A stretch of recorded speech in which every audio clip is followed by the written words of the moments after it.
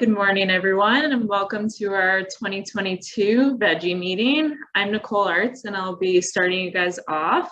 I just want to introduce our Horticulture team. If you just want to flip the next slide, Anita. So from left to right, we have Kevin Lewis, Anita Spears, myself, and then Friedhelm Hoffman. Just some housekeeping before we get started. You'll notice that when you entered, you are muted and you can't put your video camera on. This is just so when people come on, they're not talking over the speaker if they join late. Also, this meeting is recorded, just so you guys are aware, and it will be posted to YouTube. Also, we're gonna leave questions to the end. You can ask questions in the chat at the bottom, or raise your hand and I can unmute you, or you can email us after with your questions. So first up, we have Bear's horticultural rep, Laura Arts, and she will be giving us a little chemical update and what's new in the veggie world. I'll let you share your screen. Sounds good. Thanks so much, Nicole. I'll just see here. Make sure I get this going for you. Okay, can you see my screen, Nicole? Oh, I think Anita, you need to stop sharing. Do I have to stop share? Yep.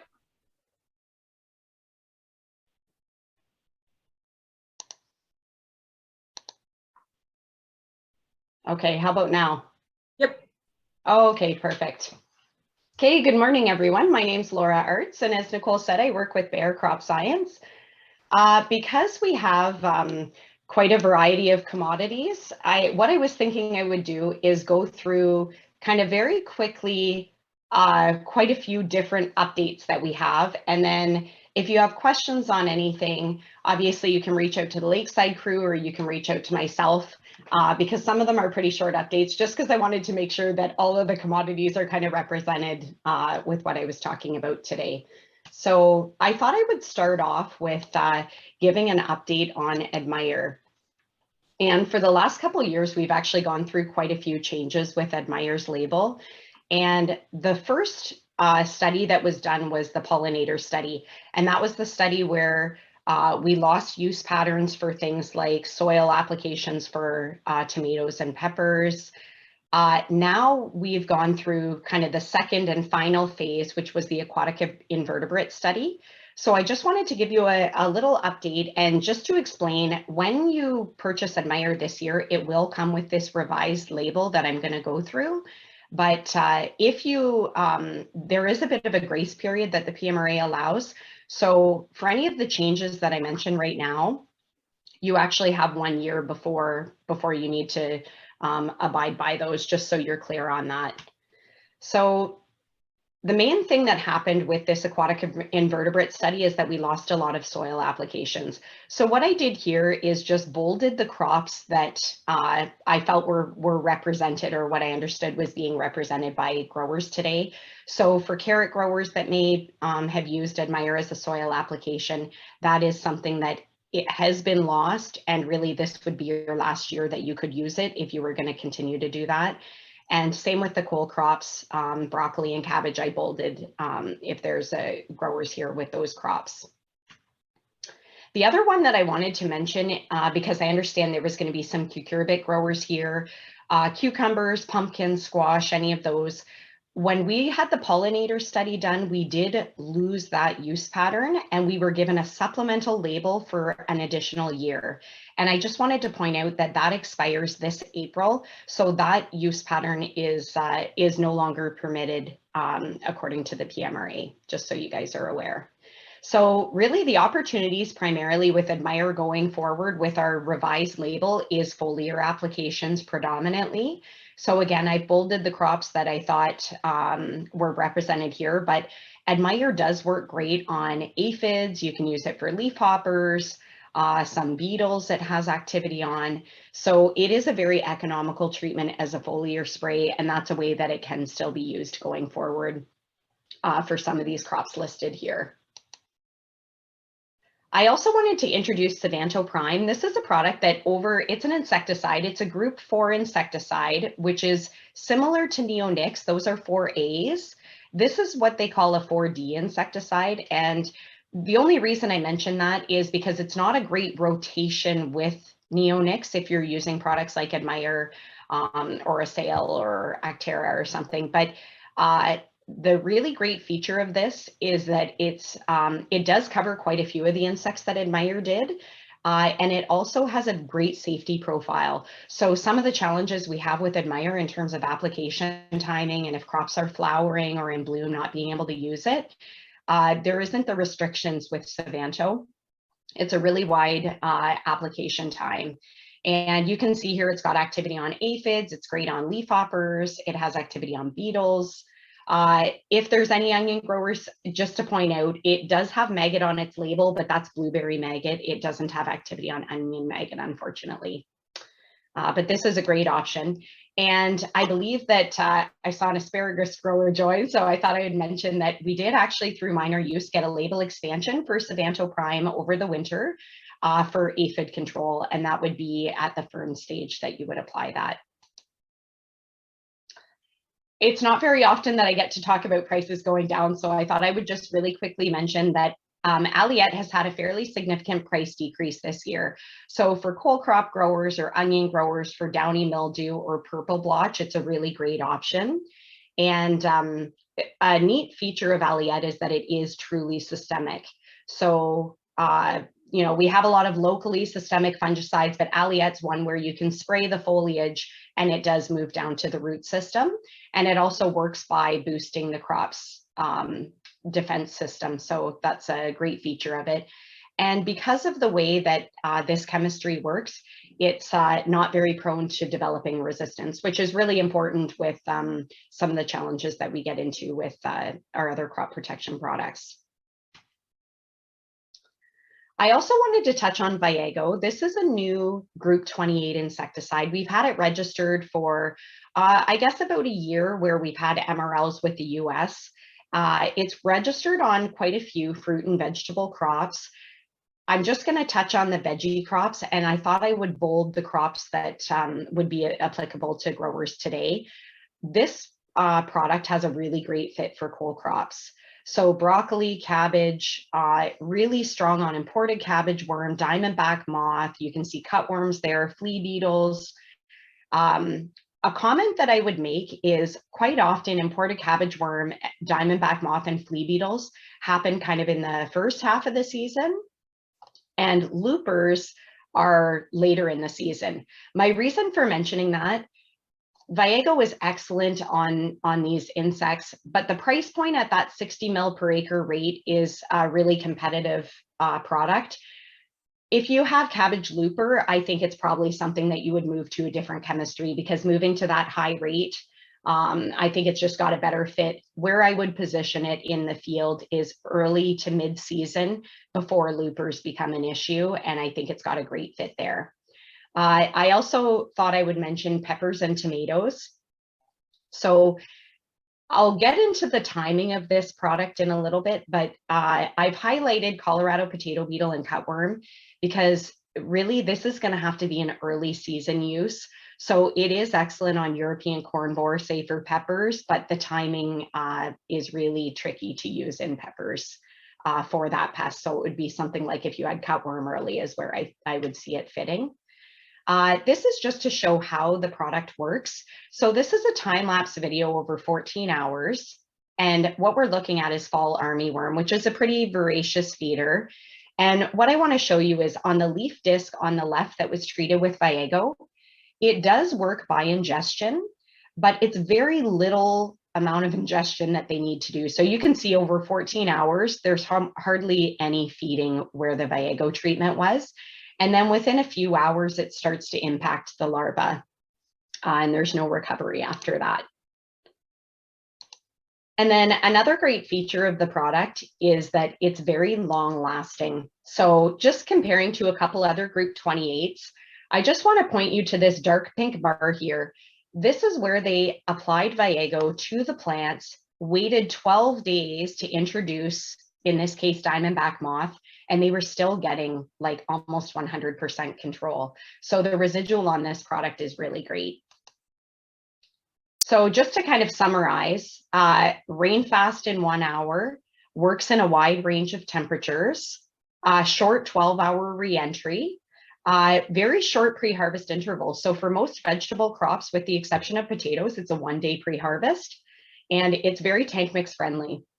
So we've tested it with just different insecticides and fungicides and not seen any issues. And then I mentioned that I was going to talk about the timing. In terms of things like your cole crops, you can use it anytime. But crops that go through a bloom period, we do need to be a bit more careful. So in terms of the fruiting vegetables, it needs to be a very early season application, which was the comment that I was referring to before. But if you have early cutworm or Colorado potato beetle, then that would be a potential option. Serenade Soil, I wanted to touch on. This is a biological that we have. It can be used in organic production, but I would say the bulk of growers that we have using it are conventional farmers, and why they're using it is to increase yields. And the way that it works is, this is a bacteria, it's called Bacillus subtilis, and the bacteria will colonize the roots, and as the roots grow, the bacteria continues to colonize. And it basically protects the root from root pathogens like Pythium or Rhizoctonia. And it also works by inducing resistance in the plant, as well as nutrient solubilization, so making it so that the nutrients that are in the soil are picked up more readily. The reason that I wanted to bring this up at this meeting is for any growers. I did some trials over the last 2 years in processing tomatoes in like the Chatham, Dresden, Port Lambton area. And for the last 2 years, we've seen really exciting results. So last year we saw overall a 6% yield increase where they used Serenade Soil in their transplant water compared to the untreated check. And the year before, it was a 5% yield increase. So it's been really exciting and a really great return on investment for the growers. So I just thought, if it's something you haven't used it before, it's really easy to put in your transplant water when you're planting. And, you know, with peppers as well, I haven't done the work in peppers myself, but I think there would be some great opportunity there as well. Vellum Prime I wanted to introduce because we've had a label expansion about a year ago through the minor use system to cover a wide range of crops. And what Vellum Prime is our group 7 SDHI fungicide. But what's really unique about this SDHI fungicide is that it actually has activity on nematodes and kills nematodes when it comes in contact with them. So what we've had added to our label is a wide range of crops. Again, I bolded the crops that are represented here, but the cole crops, fruiting vegetables, cucurbits, it has activity on suppression of nematodes. And then you can see there's also diseases that it has suppression on as well for those crops. And how you use it in vegetables, we're labeled through drip irrigation applications or a micro sprinkler application. In the future, I think we are looking at expanding how you can apply that. Like, for example, in ginseng, it's used as a drench. But at this point in time, that's how it is on our label. And because vellum doesn't move really well through the soil, what we would like is, if you're doing it through drip irrigation, you could run your water for a period of time so that when you put the vellum on, it has kind of a wicking effect, just to help it move through the soil a little better. But you can do anywhere from 1 to 2 applications a year, and the rate for all crops is 200 mils per acre. One thing that I didn't mention that was written on the other slide is we are working on garlic still. We do expect to have it this spring, and the timing when a garlic grower would use that is the fall. So hopefully, you know, for all intents and purposes, we should have it by this fall for garlic growers to use. And then another thing that I just wanted to share with you guys is a trial that I did with a large tomato grower in Blenheim this past year. He approached us because he had 3 fields that he was worried about nematodes in. And so we did sampling of his treated and untreated, and he actually put it through his, put it on in his transplant water. So we weren't sure what the performance was going to be, but on average, he had a 4-ton yield increase where he used it. And again, this was in fields where he had concerns with nematodes. And then the last product that I wanted to mention is a fungicide we have called Luna Sensation. And what this is, it's a combination of a group 7, which is Vellum, what I just talked to you about, and one of our strobies, a group 11. So it's a combination of those 2 chemistries. And you can see here the crops that it has activity on and the diseases, and I'll go through that in a minute. But it's got a really short reentry of 12 hours and a 7-day pre-harvest. So in the case of cole crops, what you would be targeting is either the sclerotinia rot or alternaria, and it's very strong on both of these diseases. So this just shows you the excellent activity that it has on alternaria. You can see it really kept it in check. And then for the root vegetables, specifically for carrots, I thought I would focus on. It has great activity on alternaria as well as sclerotinia. And I think because this is a group 7 and an 11, if you're using something like Allegro for white mold, I think this is a great rotational option that you can put in with that in your program. And then for the cucurbits, powdery mildew is the main focus here, but it's excellent on powdery mildew. And this is just some pictures that I took from a few years back, a trial I did with a grower. And you can see we just had him sub it in to his normal program, and he had excellent powdery mildew activity. So you can see there's kind of a few little white dots here of powdery mildew, but his program was very minimal in what he was doing, and you can see that he still had excellent activity.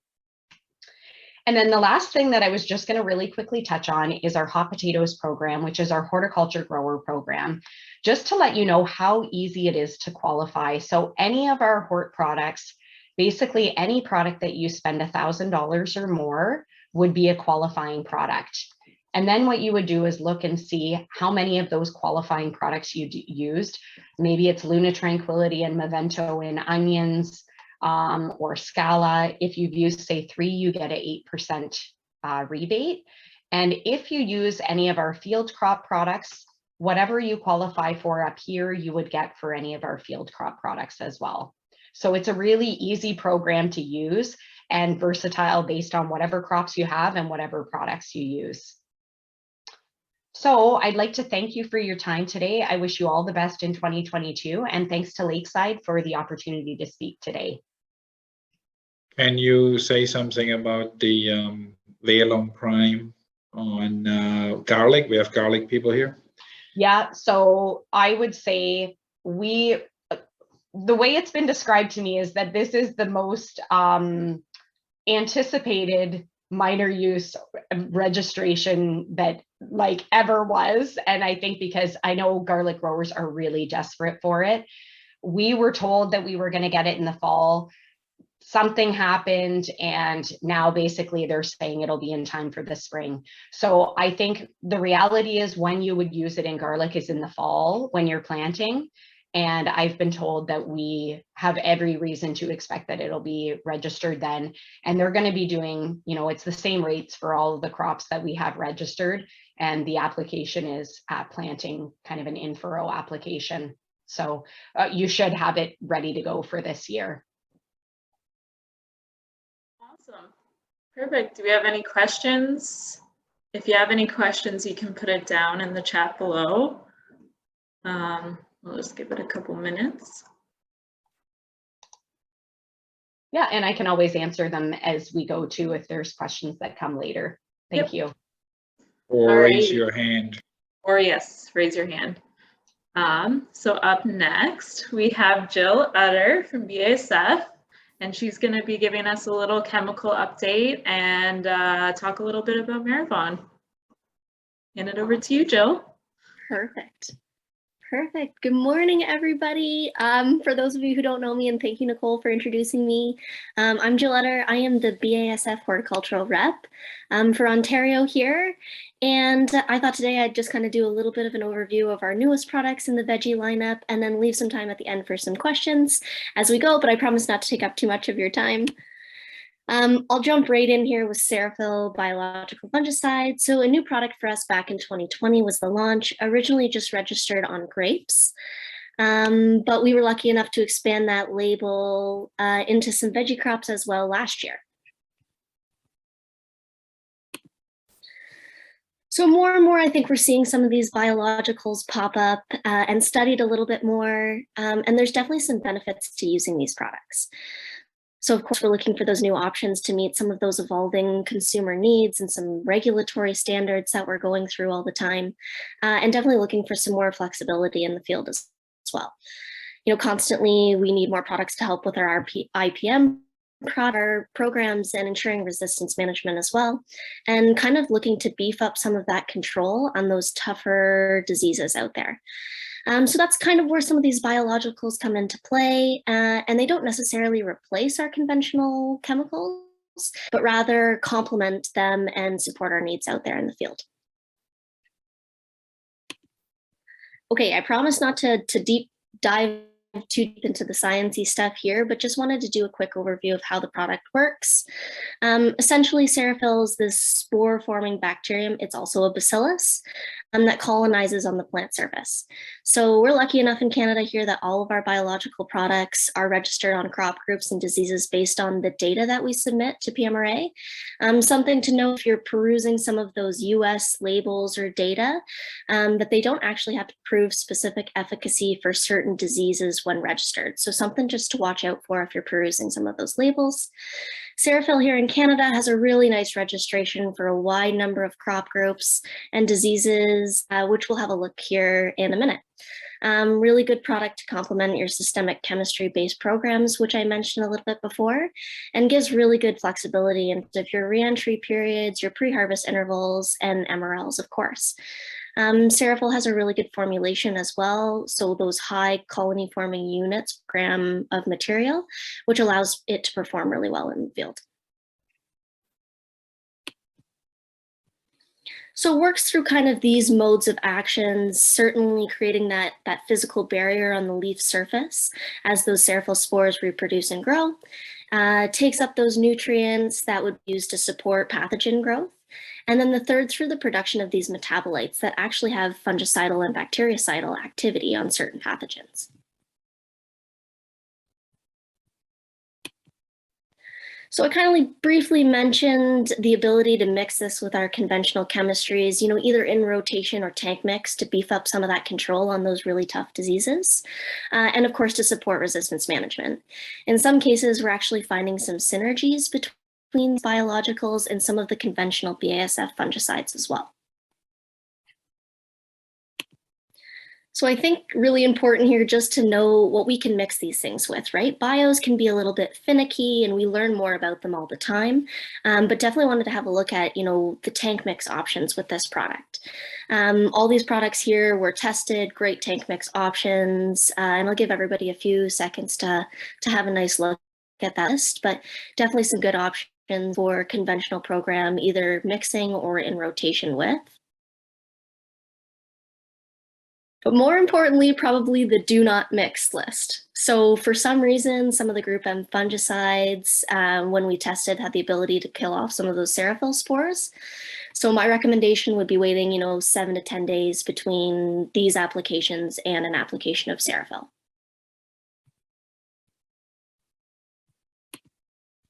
So here are the crops now registered on the labels. This was our 21 registration, so a nice big registration expansion for multiple crop groups and diseases, and I'll go through some of those diseases on the next few slides here.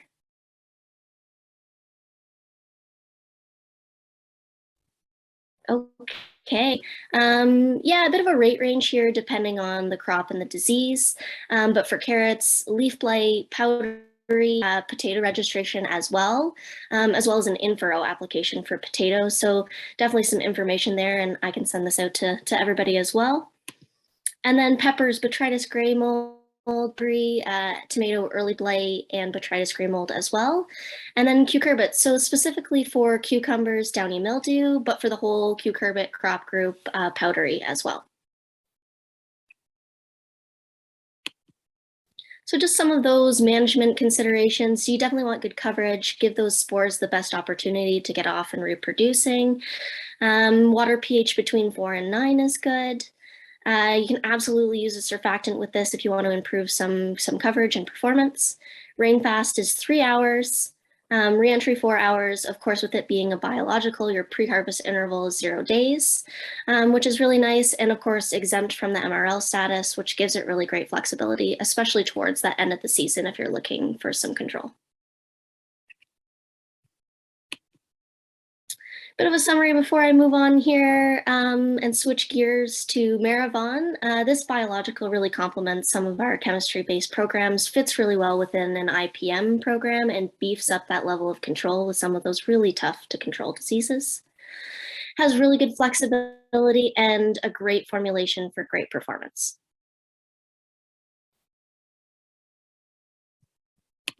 Awesome. Moving right along to Maravon here. We launched this product last year and saw some really good things in the field. Definitely one of those things that growers have been seeing a little bit. Data coming over from the States. They've had this product for quite some time now. It is a group 11, group 7. So the Xemium component is the group 7, really great efficacy on a broad range of crops and diseases, and provides really good residual protection as well. And then that group 11 is our pyraclostrobin, which gives the product really good consistency and also helps manage some of those minor plant stresses throughout the season. Bit of a sciencey slide here, but kind of an essential overview of how the product works. And essentially what it shows you here is that it has really good rain fast, moves nicely within that plant tissue to ensure consistency and continuous control, with the additional benefit of some improved plant health and stress tolerance as well. So a nice initial label here for us, launched last year, wide range of crops and diseases. And again, I'll dig into some of those in the next few slides here. Kind of starting out with our bulb vegetables, wide range of diseases here. The strengths are definitely, purple blotch, leaf blight. That Xemium component, group 7, has some really good activity on stem phyllium and Botrytis as well. I really would not recommend using this for downy. In that case scenario, I recommend you head to your downy specialists like Zampro. Really nice use rate here. Again, pre-harvest interval 7 days, nice flexibility there as well, and re-entry 12 hours. Cucurbit group here, really good on powdery alternaria and Thracnose. Again, not a downy product. Would recommend you heading to those specialty products again, like Zampro, if that's a bit of a concern. Bit of a rate range there. It's application year. A little bit different with your pre-harvest interval, depending on if it's mechanical or hand harvest, but still some really good flexibility there with that 3 days. And then re-entry period, depending on the activity that you're doing, 3 days to 12 hours. And root vegetables, last but not least on the crop groups that I'll cover today. Really good on alternaria, powdery, and actually a really good Cercospora product as well. 7-day PHI, re-entry 12 hours, nice flexibility there. And again, please rotate with some of those other groups that aren't those 7 and 11s for resistance management. Just a bit of an overview before I turn over for any questions. Group 7, group 11, wide range of crops and diseases, really good continuous strong activity on many diseases, and kind of helps manage some of those small minor plant seasonal stresses throughout the season as well. So that's it for me. Here's my contact information again, just in case anybody needs it. Thanks for listening and joining in today. Again, thank you for to the Lakeside crew. It's a really privileged to work with this great knowledgeable team. And if you have any questions, fire away. Awesome. Thanks, Jill. Thank you. We'll just leave a couple minutes for questions. And if not, you can put them in the chat. We can always answer them later. So up next, We have my coworker, friend, Friedhelm Hoffman. And he's going to talk about choosing the right fields when it comes to your veggie crop.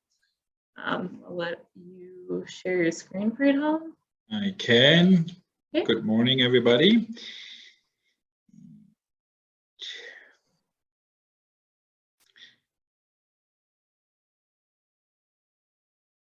Did that arrive?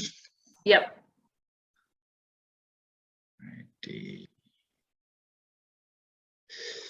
All right, so I choose that to speak about that a little bit because I seen in the last year, especially some issues. We all did see them, and diseases. Nobody was protected really on that through the weather, to extreme weather or water, too much rain. And we need to reflect together on what ground we choose and how we choose it. And we all know how to choose a ground, but sometimes we do not have all the things considered. And this is a perfect list coming up. I know nothing is perfect in this world, especially not lately. So so this is just for you, helping reflecting on what we can do. So the issues on observing with growers and choosing fields are that a lot of growers I see running out of land to increase production. It's getting more concentrated, so you have to have a bigger production, and therefore the rotation is suffering. Then we have limited to resources like water or infrastructure accessibility to, for example, it's too far. So we are pushed in a corner because our water, our pond or whatever, our hookup is there and we have only so much possibilities, right? And then the renting land, that's a big one on an annual base only. To relieve the tight rotation is sometimes difficult, also expensive. Sometimes renting land, oh, we got a land, and sometimes we should look closely before we're renting. And that means land is not vetted enough for crops. Not a criticism, it's just that's what happens very often because we are so busy with so many things. And switching land last minute due to spring weather condition, that happened to me quite often. And that basically changes your rotation unplanned, and suddenly you have your whole rotation in many parts of your operation and going in the wrong direction or not in the correct direction, and you can't just fix it so easily. So that's all accumulation. That's maybe not the whole list. There might be some other issues that you encountered. This is just what I observed. So why is it so important to pay attention to our fields we choose for high value crop production? That counts also for cash crop, but cash crop is a little bit more forgiving. So producing a crop is so manifold, and when I say manifold, it's so much that you have to manage on a crop, on a production, that sometimes certain things fall under the table. So producing crop is so manifold, and a proactive approach in all aspects is necessary. That includes the capital on what we are growing. Challenges of more extreme weather condition can be better managed if we pay more attention to it. And sustainable soil conditions are eminent for sustainable future production.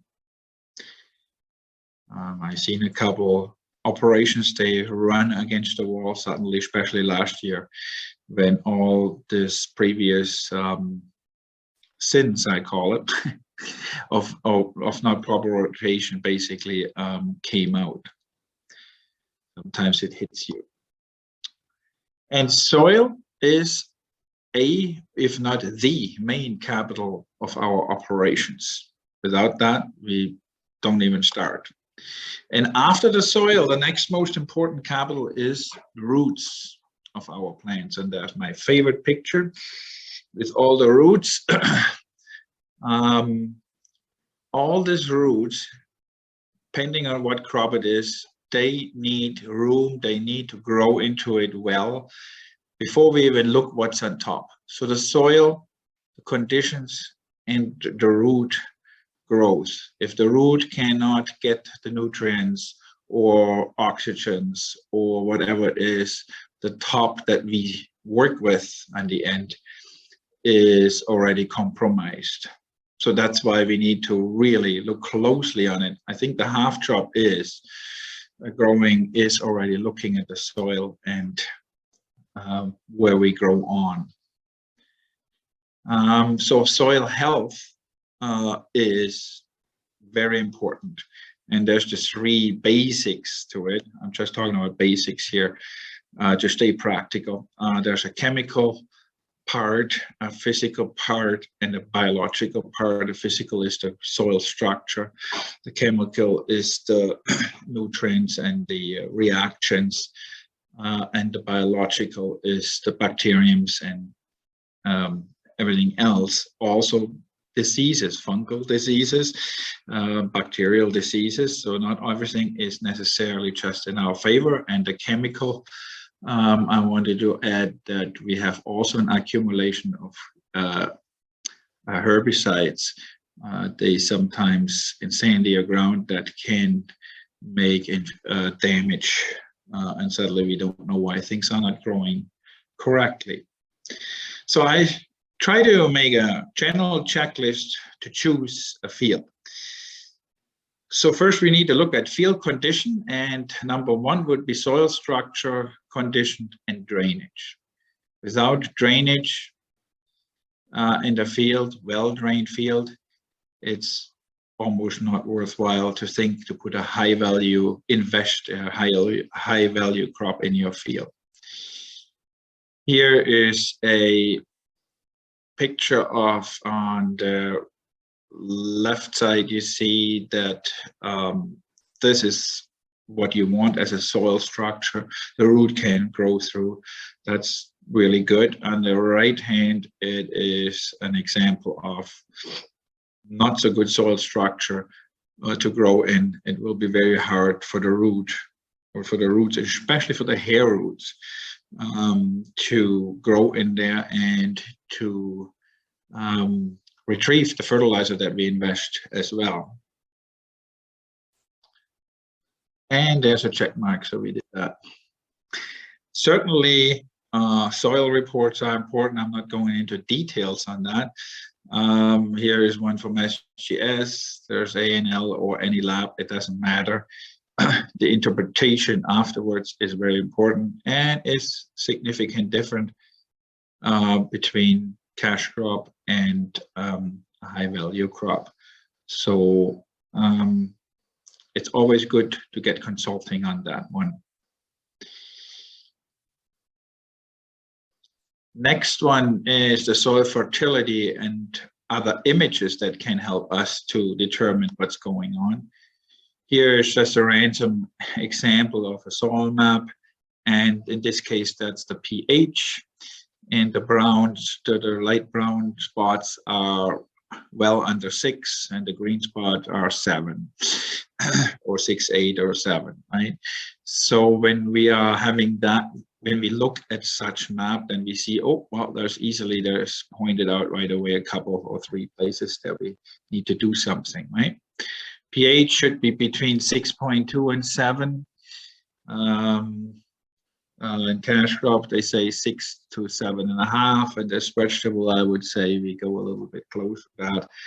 When you get over 7, the micros maybe don't work so well, so we have to pay attention to that if we have higher than 7. Very well. but pH is very important. I'll show you a picture in a minute. Then we have the macronutrients that we, at the minimum, need to look at, and the the calcium and magnesium. And of course, the soil type, the CEC called. Do we want a sandy loam or a silt? And if we have to have a clay, there's different conditions and different ways and to look at the fertility and how we apply fertilizer. And then, of course, what helps as well, especially when we're in the ground, ask for a yield map from the cash crop. Nothing wrong with that. It points out places, this is just a random other one, a yield map that will help to determine where there could be issues, and you walk maybe to it. Vegetation maps or health maps are from the prior year or prior season are as well a good indication where there could be issues to be looked at. So we check that off. And here, this one is a pH issue. You can see these plants were planted 2 weeks, and that's all what they did because there was a pH issue, but it wasn't everywhere. It was just partially. That's on the right-hand side if you see the growth. So the roots did not, they try to shoot out and they just can't go further because it's too acidic. You see on a bed here on the left-hand pepper plants. On the left-hand side, they are okay, and the right-hand side, they are not. Didn't know what it is until we took a soil, and yes, there was a significant difference, and that was sandy soil here. So there's a pH issue, and sometimes it's just a few plants, and then it's over there a little bit, a few plants, right? So it's not always one thing. So then the next one is the field condition tree crop rotation. And the crop rotation, we could talk probably for an hour, but I'm keeping it just close together, and the crop rotation history is very important. And the crop diseases rotation, and I call it, the disease packages between the curbids, the tomatoes, peppers, onions, garlic, very similar, or they even identical or complement each other, right? When it comes to bacterial and fungal diseases. You have them lingering around, and if you think you change a crop and put from onions into tomato, well, there is some crossings or peppers.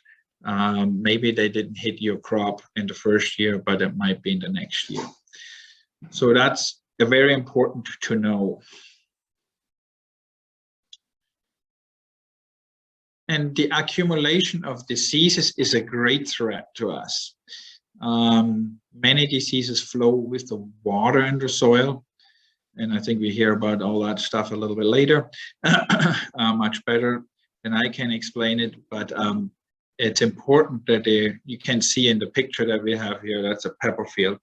And there was a little bit water sitting, and right away they went down and it grew out of there. And you could just follow the water when it ran off where it went. It was quite amazing to see. And there's not much you can do when it started like that.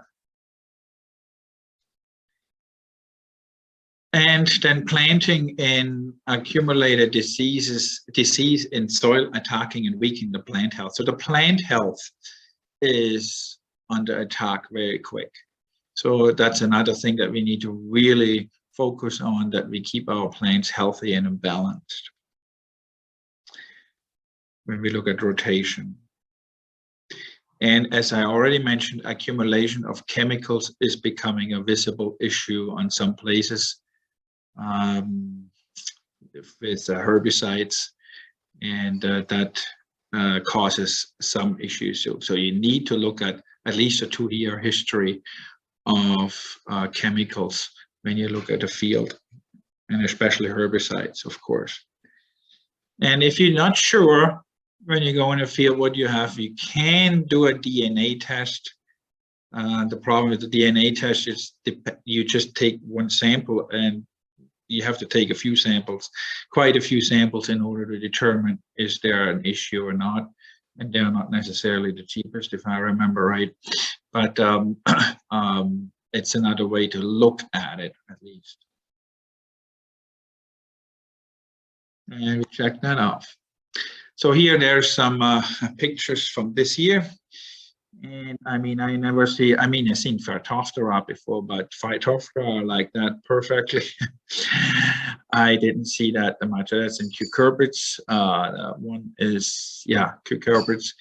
And you can see that in all three pictures, right? In the middle, there's, that's watermelon. The other ones are pumpkins and squash, I think it was, yeah. So that was quite significant.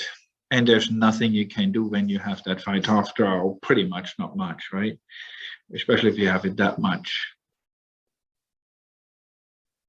And Botrytis, I stole that picture.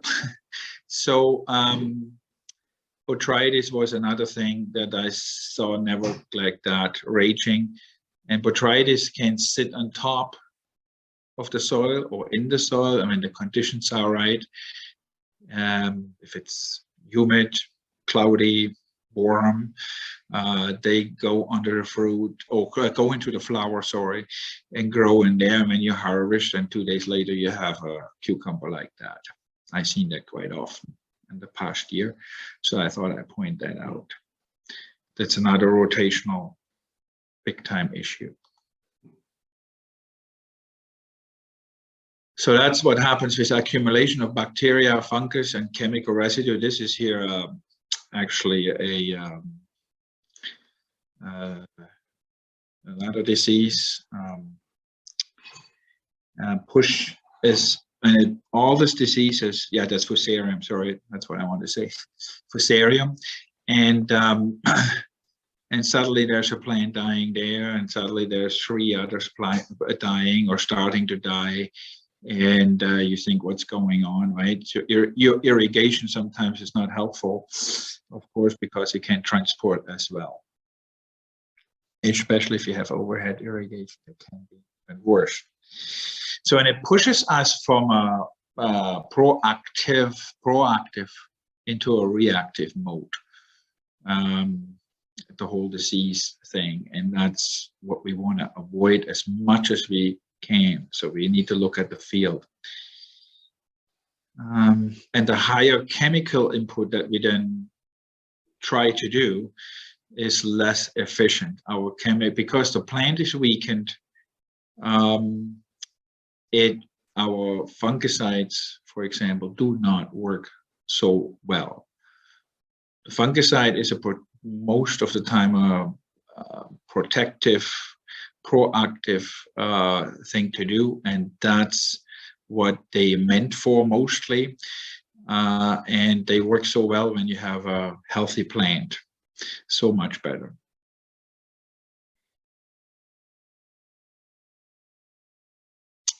And the questions stay: how many years in between are enough between a crop? Well, there is no straight answer. I know there's a chart, but we need to look at soil type especially, and have a discussion about it. So we need to talk to somebody about that. And are we our own worst enemy? Sometimes we are, because we are not following all the things, or can't follow all the best practices, right? And then there's fumigation, and I make a question mark on that. There's more costs. It works. Absolutely, it works.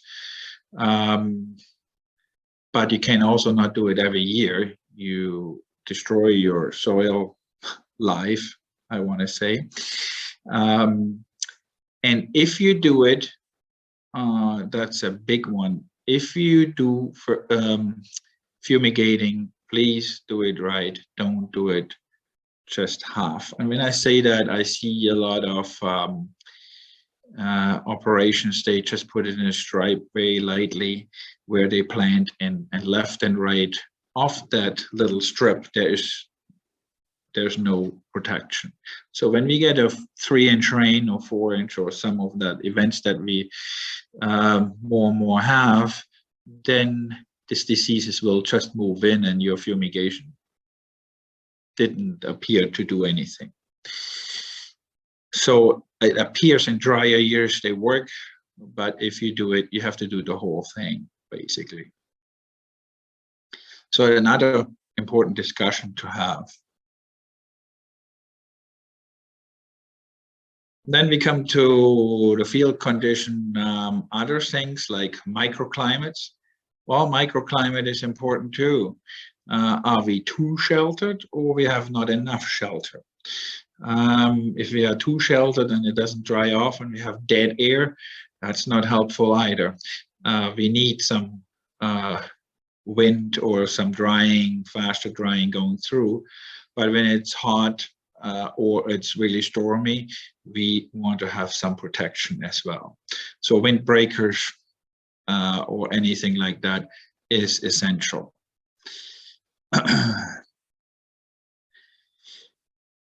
And then we have elevation that we need to look at, right?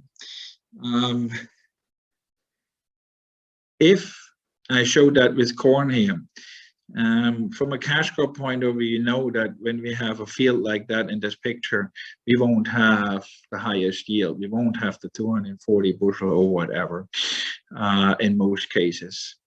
Usually on top of the ground, it's not growing so well, or not to the best ability because it's maybe too dry or fast to dry, or the soil structure is not there because of erosion. And in the valleys, we are too wet. So cash croppers like to take that, and they have no other choice, but we need to really look at that, because in the valleys, that's where our diseases accumulate over time as well. And if they are transported with water in the soil, that's where they will start, or it's not drying up fast enough, perfect conditions for diseases. So avoid planting in them if you have to. I always say just don't put the plants even in if you can't do it. And in the high grounds, it's also questionable if the growing is so great. So we should look for best possible flat land.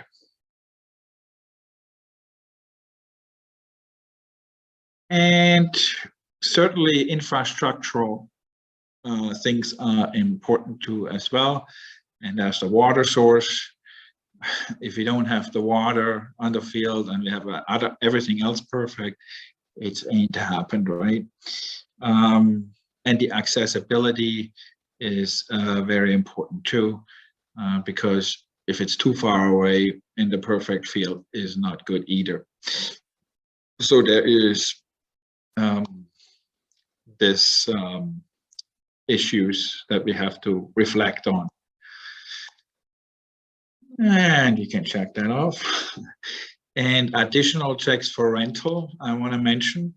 So when you try to rent a farm, don't look just at 3 years. If you have the chance, look at the last 6 years, especially if there would be, if you know there was vegetable crop, just that you know what was going on in the last cycles of the last 6 years or so, right? As longer is better.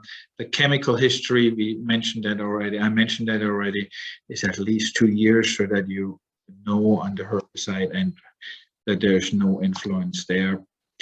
And definitive soil maps and analytics. I see too many of our growers to go and rent a land because they have one, and they get it, and then afterwards, oh, well, there's nothing in it, right? I mean, if you do fertigation, you have a good opportunity to supplement for that, but also we really need to look at that before we just rent and pay you probably quite a good money, especially in these days when the commodity prices are high. The rent price goes even higher, especially for vegetables. And then the question is, can we rent it for 3, 4, 6 years? If you have cash crop in your program, only then it works, right? Make a deal that is longer than just 1 year, then you have the benefit of fertilizer, you have more control what you're doing. If you do it over 4, 6 years, you can grow the same crop a couple times on it if there was not the only cash crop before. There's all kinds of benefits to that. It's worth a while to at least discuss it and look at it. And what preventive measures we can do to support a tighter rotation? Because we are sometimes in that issue that we don't have a choice. So important is that even more so that we have a balanced fertility and nutrient in the crop during growing season. We have to improve the drainage as good as possible. It's a very important one. And don't plant in low spots, as I already mentioned, if possible, anyway. And if you're on overhead irrigation, consider drip irrigation if you need to do that. It doesn't spread the diseases so easily. Overhead irrigation, depending on what overhead irrigation, can be very unhelpful as well, right?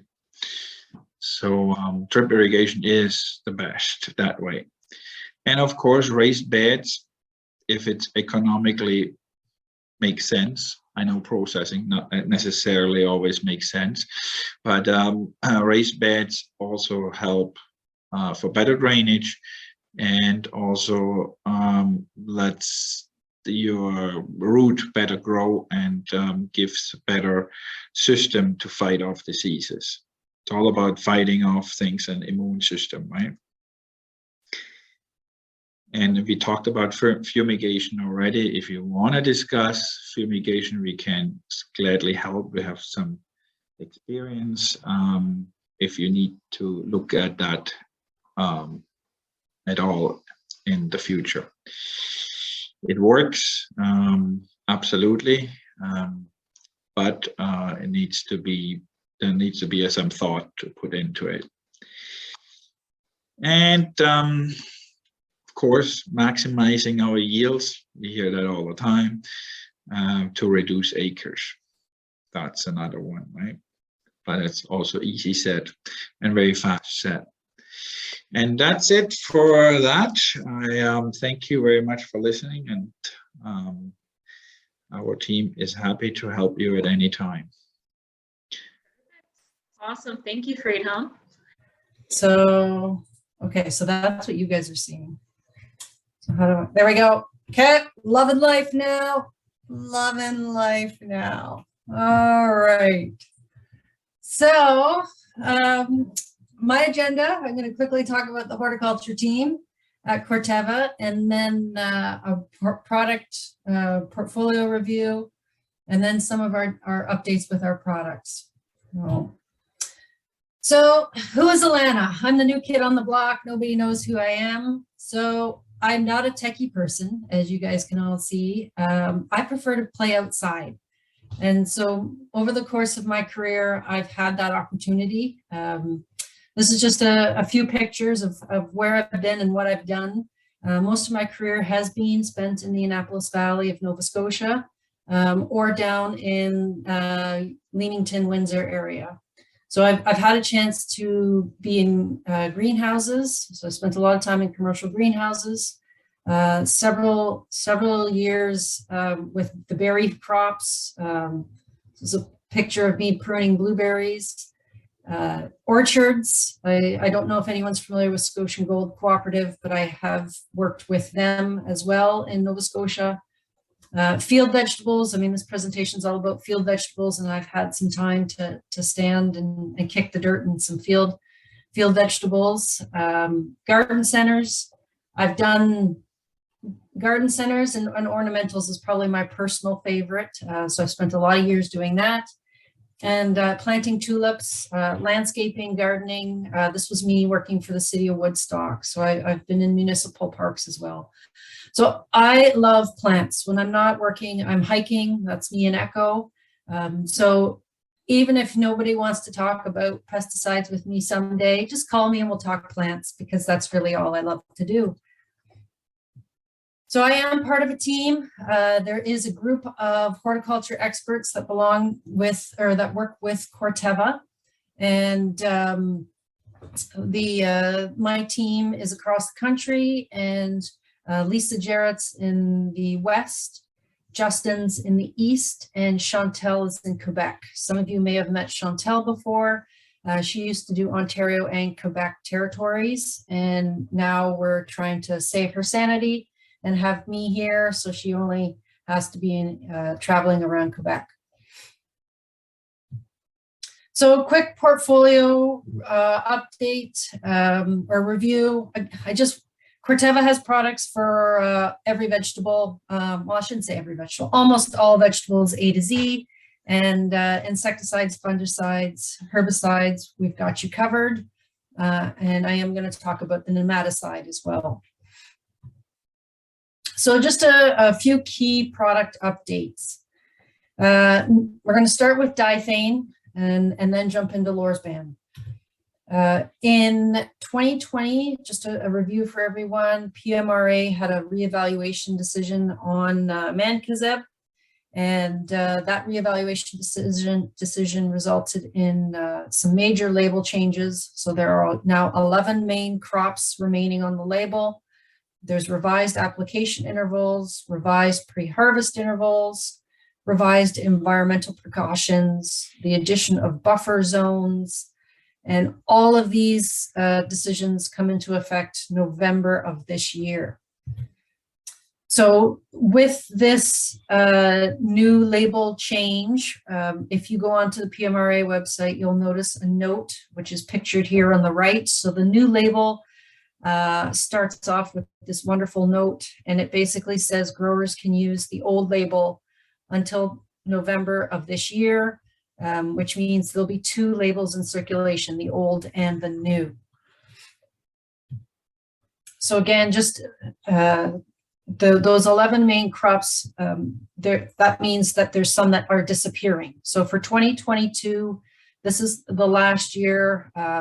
Alfalfa, I'm pretty sure nobody on this call is doing alfalfa, but I just threw it in there.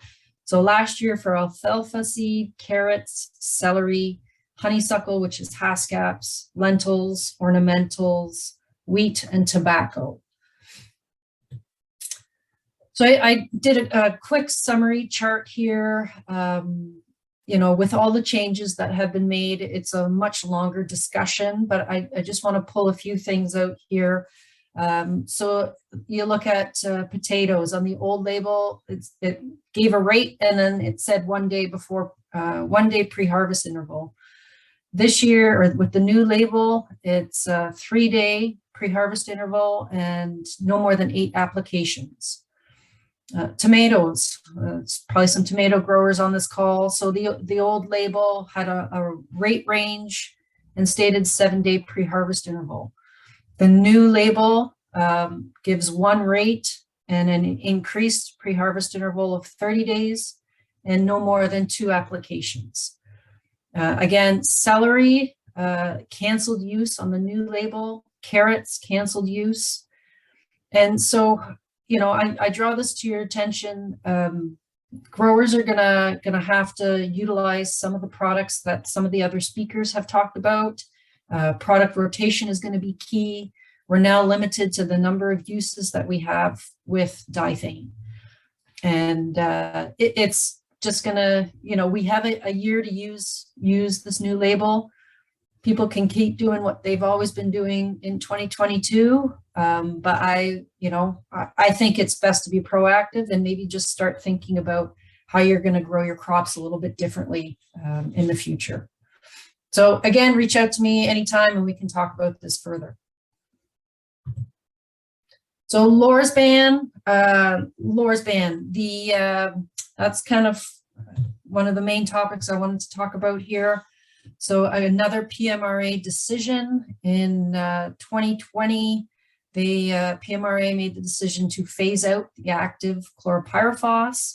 So PMRA's decision was 2021 was the last date of sale by registrant, 2022 was the last date of sale by retailer, and 2023 was the last use by growers.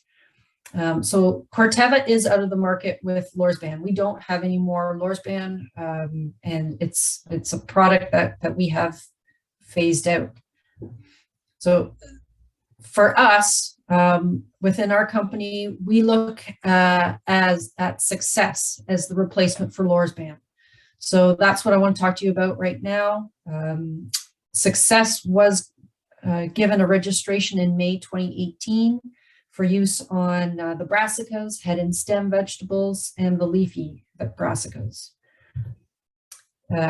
Chlorpyrifos, so that's again the active ingredient of Lorsban. It was used for cabbage maggot control at planting time. People were used to using it in furrow in the transplanting water. Success is registered as a drench at 12.5 mils per 1,000 plants. I just want to note also that Corteva is conducting research in 2022 to have the transplant water application method added to the success label. So when I'm talking about drench with success, I am referring to an application within the greenhouse. And again, when you think about Lorsban, we think about, chlorpyrifos, active ingredient, it killed cabbage maggots. That's what you were killing when you applied chlorpyrifos. With success, you will kill the cabbage maggots, but you'll also get the added benefit of diamondback moth control and flea beetle control.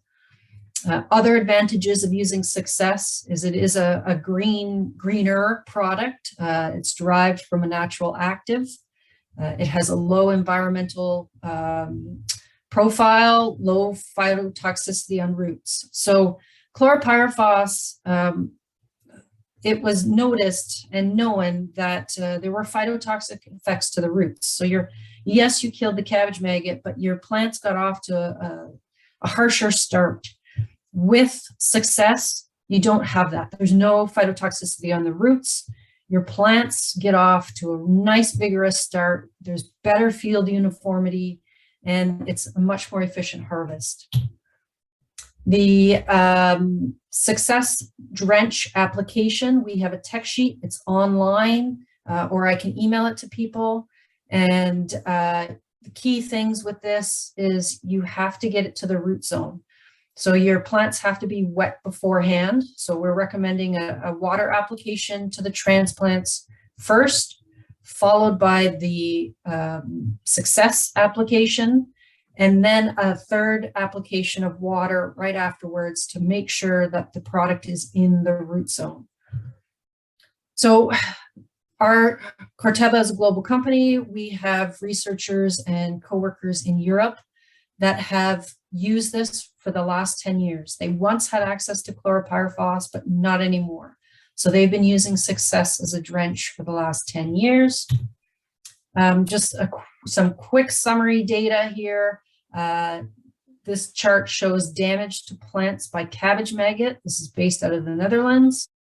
We have the control, untreated control, a success treatment, a Corteva product that is registered in the Europe area, but not in Canada, the competitor's product, and then another application of success in a different method. And as you can see from the chart, success had great results at controlling cabbage maggot. So how long does it last? Sorry. So they're getting, I'll have to look up the exact date, but we're getting several weeks of control. So it's giving the plant enough time to get established. The thing with this application that people need to think about is chlorpyrifos, Lorsban, you killed the cabbage maggot. You didn't see anything after you applied that product. success, you will see some eggs, you will see larvae, because that's the way this product works. The larvae, so you have to get used to seeing some of these insects, but you don't see damage. So I've got a slide on that and kind of further on here. Just on this picture here, again, we're talking applying success as a drench to the transplants. So the plug has to be the appropriate water volume. So that's key, and it's going to be a learning curve. They had to learn this in Europe. Quebec's been using this method for a while now, for a couple of years, and this is one of the hardest things to learn. But we have research to back this up. So water volume in the plug is extremely important. So there was a trial that looked at, okay, so the goal of the trial was, well, what happens if the trays stay outside? So you've applied your success in the greenhouse, you go to the field, and then it rains. So then what happens? So, you know, just quickly, this trial looked at an untreated treatment, applying success as per the label, having the plugs absolutely saturated and then applying success, having the plugs too dry and then applying it, and then applying success as per the label and soaking the kajibers out of the plugs afterwards. And so what they found was, you know, as per the label rate, you know, following that practice of have pre-moisten the plugs, apply the product, and then push the product down with another application, had great adequate amounts of spinosad in the plug. If you soak the plug prior, the amount of spinosad drops out. If you have too dry of plugs, that affects the amount of spinosad, which is success. Sorry, that's the active ingredient in success. And then if you over rinse the plug, again, the amount of spinosad drops out. So we can help people with this. We've got experience. Chantal in Quebec has done this lots in Quebec. And so we do have some people that can assist with this as people experiment. So again, just a summary, go-to for cabbage maggot control in Europe. Success is derived from naturally occurring bacteria. It provides effective control of cabbage maggot by ingestion. So they do have to munch on the leaves. And that's why you will see a few eggs and larvae. It's an important IPM tool. So it's just one of those things that, you know, we got to start utilizing more things in our toolbox. It's safe around beneficials. And it's a product I used to recommend when I was an IPM specialist. It's great for beneficials and lots of positives. So if anyone wants to talk about this afterwards, feel free to give me a call. My contact information will be put up on one of the slides shortly. Just for time, I just want to jump in quickly and talk about Celebro, our new nematicide. And Celebro with Reclamel Active is a non-fumigant nematicide that Corteva has been researching the last couple of years. Great control on targeted plant parasitic nematodes, exceptional ecological profile, suspension concentrate formulation. So this active ingredient, this product was registered in Canada at the end of October, registered in Australia as well. And we've been in contact with our colleagues in Australia and having great results with it. In Canada, we registered it on potatoes, carrots, cucurbits, and tomatoes. In 2022, we're going to continue with our trials on strawberries, grapes, and cherries. And all of this is exciting, but the US did not register it. They didn't have their act together, and it's not registered in the US yet. And so Corteva felt that we wanted to be fair to all Canadian growers and not eliminate a market if they chose to use this product. So we have delayed the sale of Celebro. We didn't want to, have a grower use this and then not be able to export to the US. So it's all a great product, but we have delayed the sale in Canada until the US registers it. The label is available for use for reading and perusing. It's on the PMRA website. And that's me. So feel free to reach out to me, and we'll chat. And hopefully with lockdowns ending soon here and COVID rules easing, I will be around visiting Lakeside, because I haven't seen you all in face-to-face yet. So There was a couple of questions. Yeah, I think the one question we have for you, Alana, if you can, I think you maybe touched upon this, but the one question we have is this product referring to Success a drench in field, or does it need to be applied to the transplants prior to planting? currently, it's only labeled for drench in the greenhouse to the transplants. So the field drench, we are working on that. That's the research trial that we're undergoing. So we are working on that, but right now it's legally labeled for in the greenhouse on transplants. Perfect, thank you. You're welcome. How do you do that in rutabagas then? Well, we'll have to come up with something. They're So seeded, right? Yeah. Usually. yeah, it's lots of experimenting going on still. I don't think they trialed anything in Quebec yet. So with my colleague Chantal in Quebec, they had to transition to this a little bit sooner than us in Ontario. So she's been playing with it a little bit more. So I'll ask her. I'll ask and let you know. There was another question from Case. He's a cabbage grower. How can Success be used in cabbage plant hydroponic greenhouse without an overtop spray boom? Ooh. I guess it's flooding. Is that what it is, Case? Yeah. Okay. Any chance you guys could pass along his information to me, and I'll call him. We'll take this offline. Absolutely. Yeah. Are you okay with that, Case? I can talk to him, I guess. Yeah. or if Case can reach out to me, we'll chat offline about it.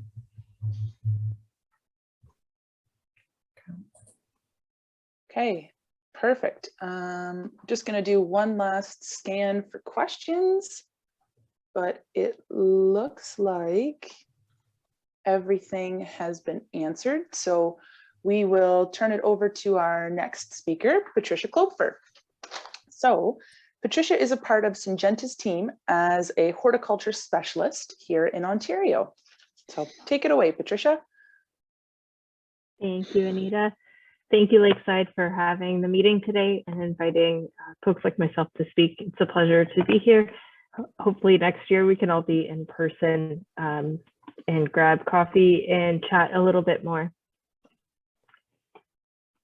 As Anita mentioned, I'm part of the Syngenta team here in Ontario. Just putting up a map of everyone. I know there's people from all over Ontario on the call today. We have quite the group that's supporting just crop protection now in Ontario. That was the change that happened last year, partway through the year. So depending on where you are in the province, you may see myself as a horticulture specialist, or my colleague, Eric Phillips, who's more towards the eastern side of the province. And then there's also local territory reps as well. And so if you're further south, you might see Stephanie DeViteris. If you're right around that forest area, Jocelyn Sales would be someone you might see, or into Norfolk, Elgin County is where Brian Woolley hangs out and looks after folks as well. So I work and support those three reps primarily and try to help you solve any issues that come up in the season.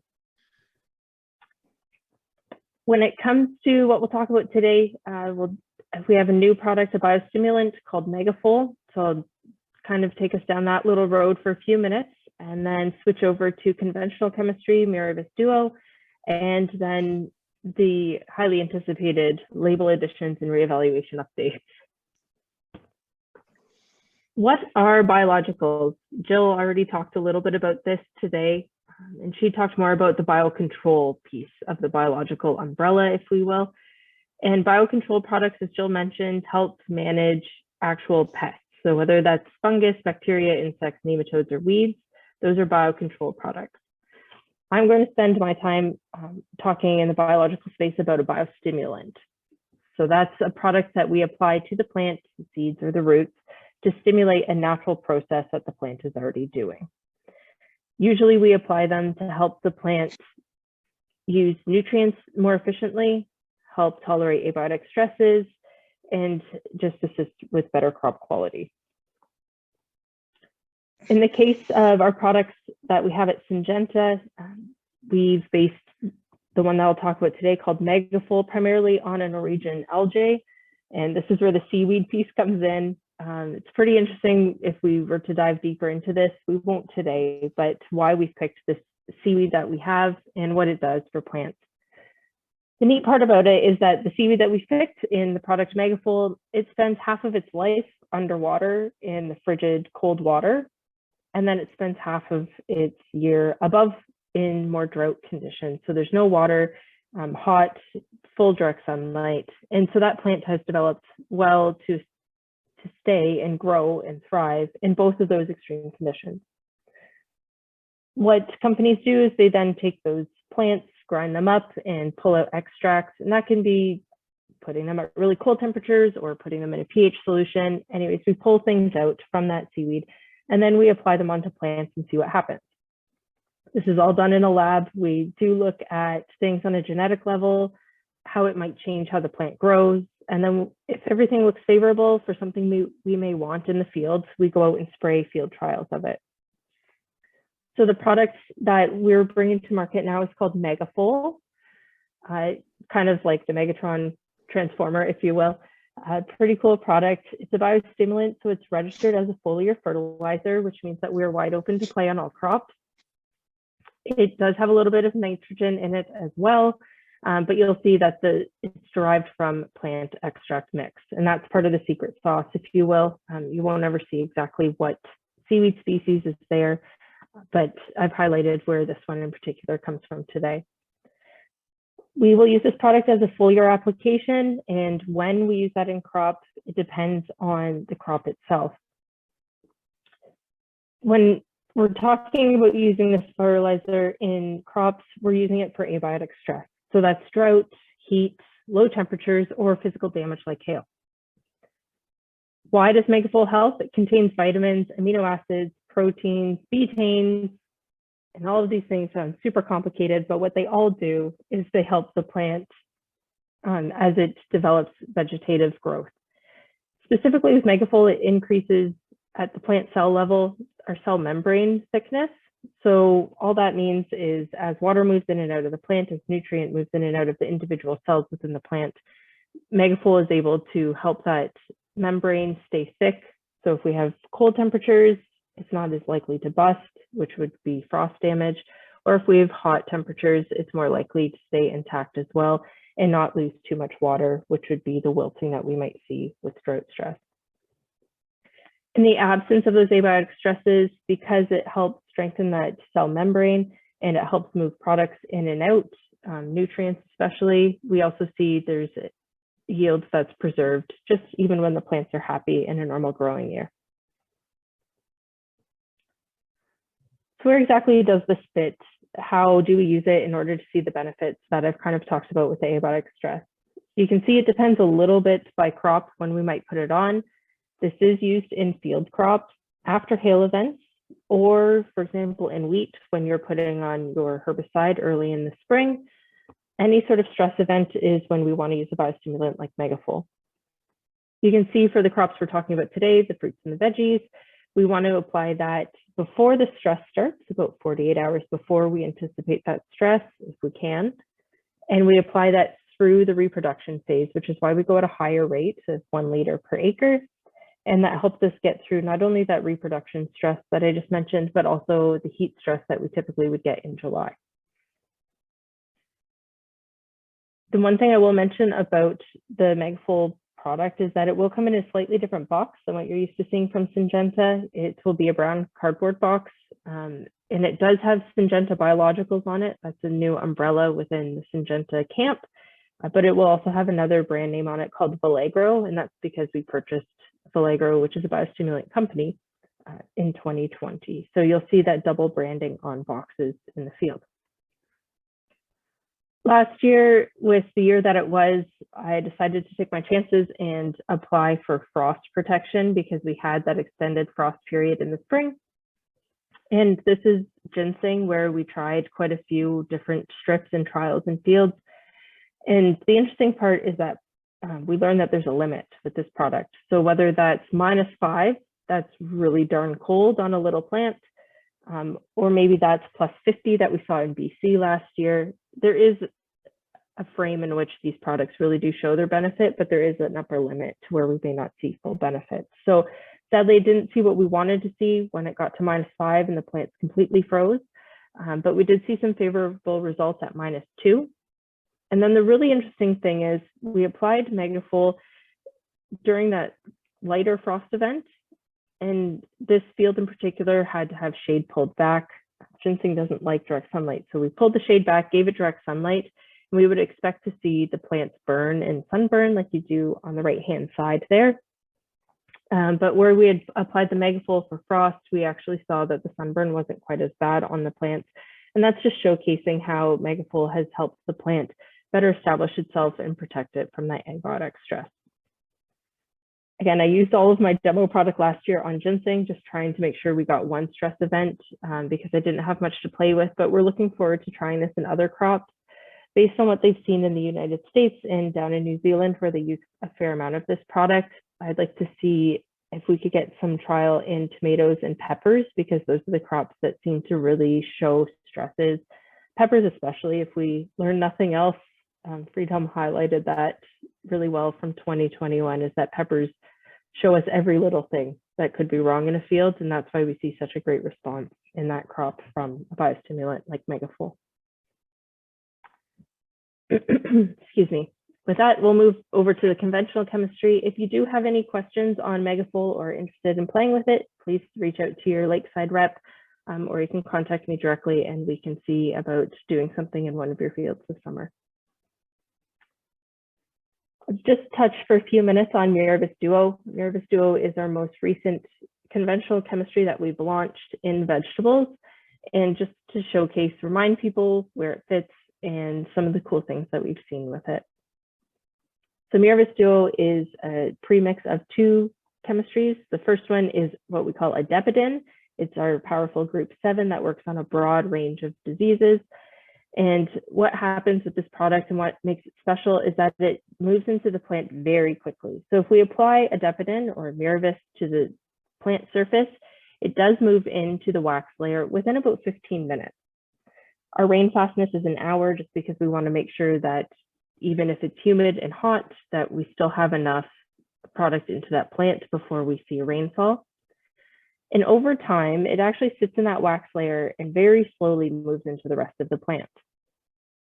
This gives us two cool things about using Miravis. The first is that anything that grows on the leaf surface, like powdery mildew, we work on right away, and we can take advantage of, even if it's started to show up in a couple of spots of the field. For other diseases that actually grow into the plant, like an alternaria, we want to be ahead of it with Miravis Duo. That's just because we need time for that product to move into the leaf itself, and we want to use it as a preventative product, like most single-site chemistries, to lower resistance risk as well. Once Miravis has moved into the rest of the leaf surface, it does move through the xylem quite slowly. It depends on the type of plant, actually, and how quickly it moves in the xylem, but we do see that movement to the ends of the leaf that help protect the plant from the inside out. When it comes to vegetables, we have quite the label, which is pretty exciting. Everything from root vegetables, which is carrots, to potatoes, sweet potatoes, bulb vegetables, brassicas, including cabbage, Brussels sprouts, cauliflower, fruiting vegetables, and our cucurbit group as well. We've seen this product used across all of these different crops. I'm really happy with how it's performing in the field, especially as we're starting to see some other groups of chemistry reduced and our resistance risk is getting higher. The cool part about Miravis Duo, although it's a group 7, is that it's a subgroup within that group 7. So we don't see the same resistance risk on the same disease. For example, early blights, where we have seen certain group 7s start to slip with their efficacy, Miravis Duo is still doing an excellent job at keeping that alternaria at bay. When it comes to the fields, we usually talk a lot about Alternaria. That's Miravis Duo's claim to fame. It's just very, very effective on that disease. It does pick up a lot of other diseases, as you just saw on the previous slide as well. But even compared to something that we've used as a standard, which is Quadris Top in carrots, we can see that increased disease control, enough that it's actually significantly different based on statistics. In a pumpkin crop, I know this is a bit blurry, it was taken on my phone last summer, we can see the difference that one application of Miravis Duo can make. In this particular field, the grower was making sure his buffer areas were wide enough with an insecticide that he had in the tank, just to make sure that he was going to keep his bees safe. And you can see that he turned the boom off, and it's a perfect square from where that boom turned off. Again, the only difference is that with that one shot of Miravis Duo, he turned off that boom. So it's pretty interesting to see the effect that we can have to the line on some of our leaf diseases like powdery mildew.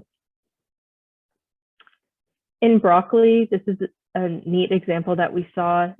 Didn't think we'd see that big of a difference between the group 7s, but this is something that really made us clue into that a little bit more before we started looking at resistance. So this is Miravis Duo on your left-hand side as part of a program. And the program was exactly the same, except for we used a different group 7 in the trial that's pictured there on the right-hand side. And that's Alternaria, probably one of the hardest diseases to get ahead of in broccoli. And we saw that again last year. Pressure was just astronomical and we had perfect disease conditions. So pretty cool results. We did see some Alternaria last year, regardless of what anyone sprayed or how frequently they sprayed in broccoli, but we're really happy with how the product held up last year. I will talk really briefly on where it fits in onions. You can see it's towards the end of our spray program here. To save you from writing things really quickly, we do have quick reference guides available. The folks at Lakeside can get some of these into your hands if you'd like them. It essentially just shows what we're talking about on the slides today. And in onions, we'll keep Miravis Duo, and in most crops, towards the end of the season. Once you're into harvest, our short pre-harvest interval and re-entry interval are very favorable. And the other thing is, because of how that product sits in the leaves and stays for such a long amount of time, that's the other reason we want to wait till most of those leaves are there. And we're trying to keep those green leaves happy and photosynthesizing for as long as possible to increase yield. So you can see Quadris Top, still a great fit in a program earlier in the season, depending what diseases you're going after. Then we may want to move to something like a Provia or a Provia Top, and then follow at the end of the season with Miravis Duo. You'll see the same thing that we just saw in onions here with our cucurbit crop. The only thing I'd like to highlight here is just what Friedhelm talked about on the Phytophthora front. We do have a couple tools in our toolbox here.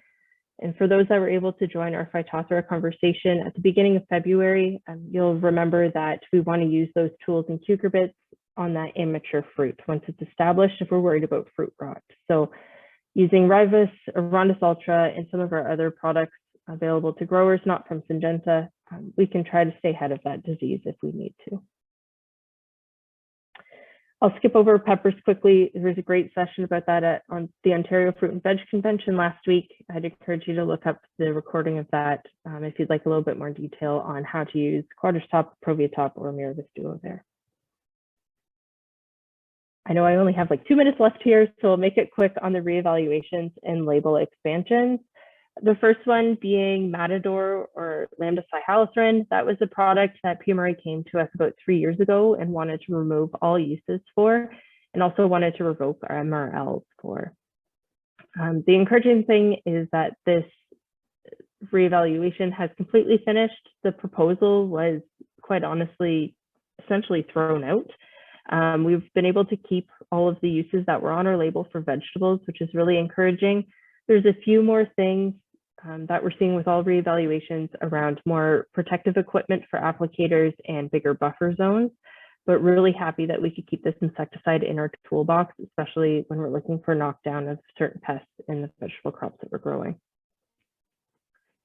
A newer one that's seen a proposed reevaluation decision recently is Bravo ZNC.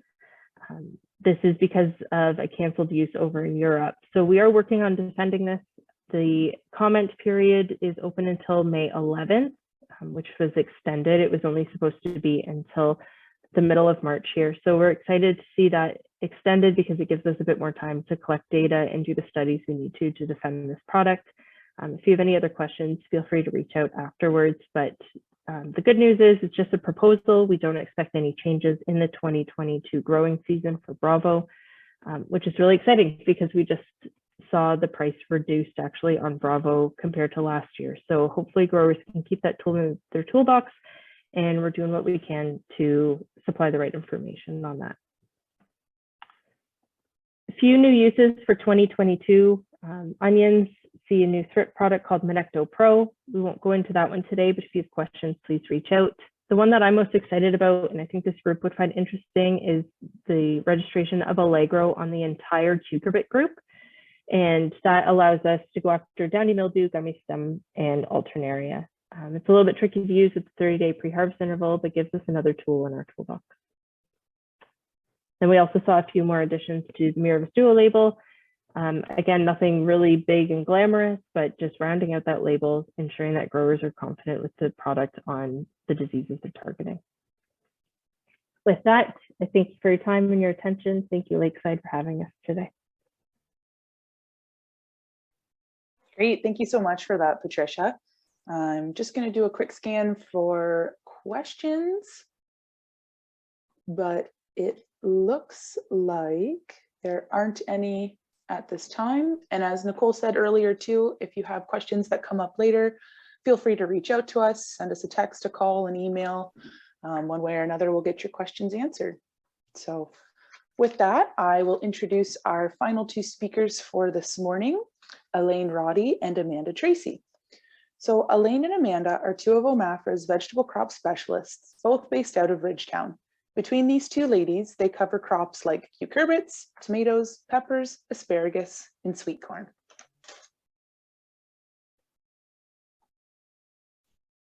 Okay, it tells me my screen is sharing. Can you confirm that it is? Awesome. Okay. I also just got a message that my internet connection is unstable, so perfect timing, but that is life on rural internet connections. We're all used to it. So thank you very much for having me today. And I'm going to try and roll through this fairly efficiently so that, are you guys seeing my share screen, or do I have the presenter screen on? Are you seeing the presentation mode? It looks like we can see the presenter side, Elaine. Okay. Yeah. Let me see. I think it's because, do you know what I'm going to do? I think it's because I have the second monitor on. So I'm just going to take that off and try again.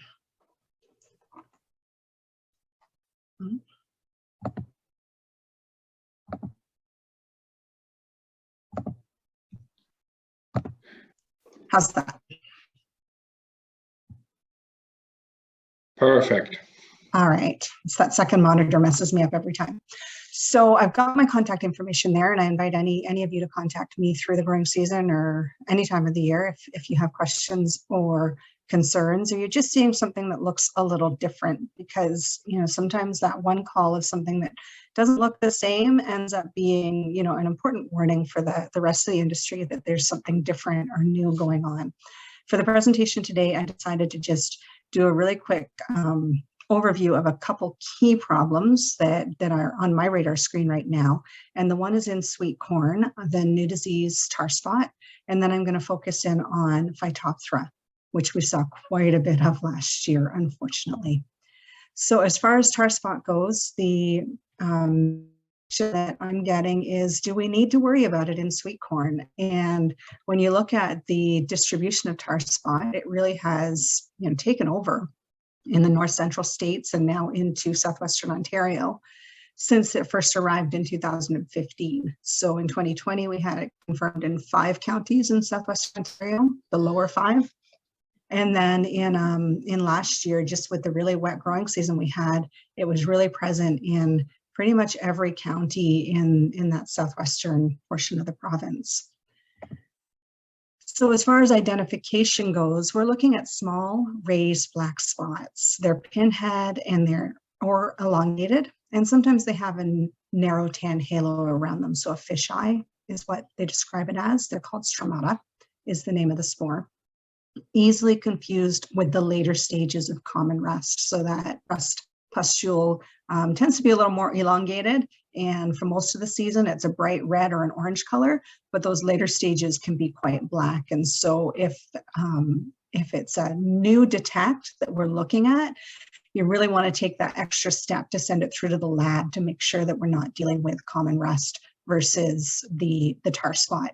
And that is important because we've had problems in the past with the sweet corn industry where the resistance within our varieties to rust starts to break down. And then you're looking at breeders to look at different sources of resistance. And we've done very well over the years with resistant varieties to rust. But if we want to make sure that we're correctly identifying the disease so that we're attacking the right one. And it can infect your leaf sheaths, your stalks, and your husks.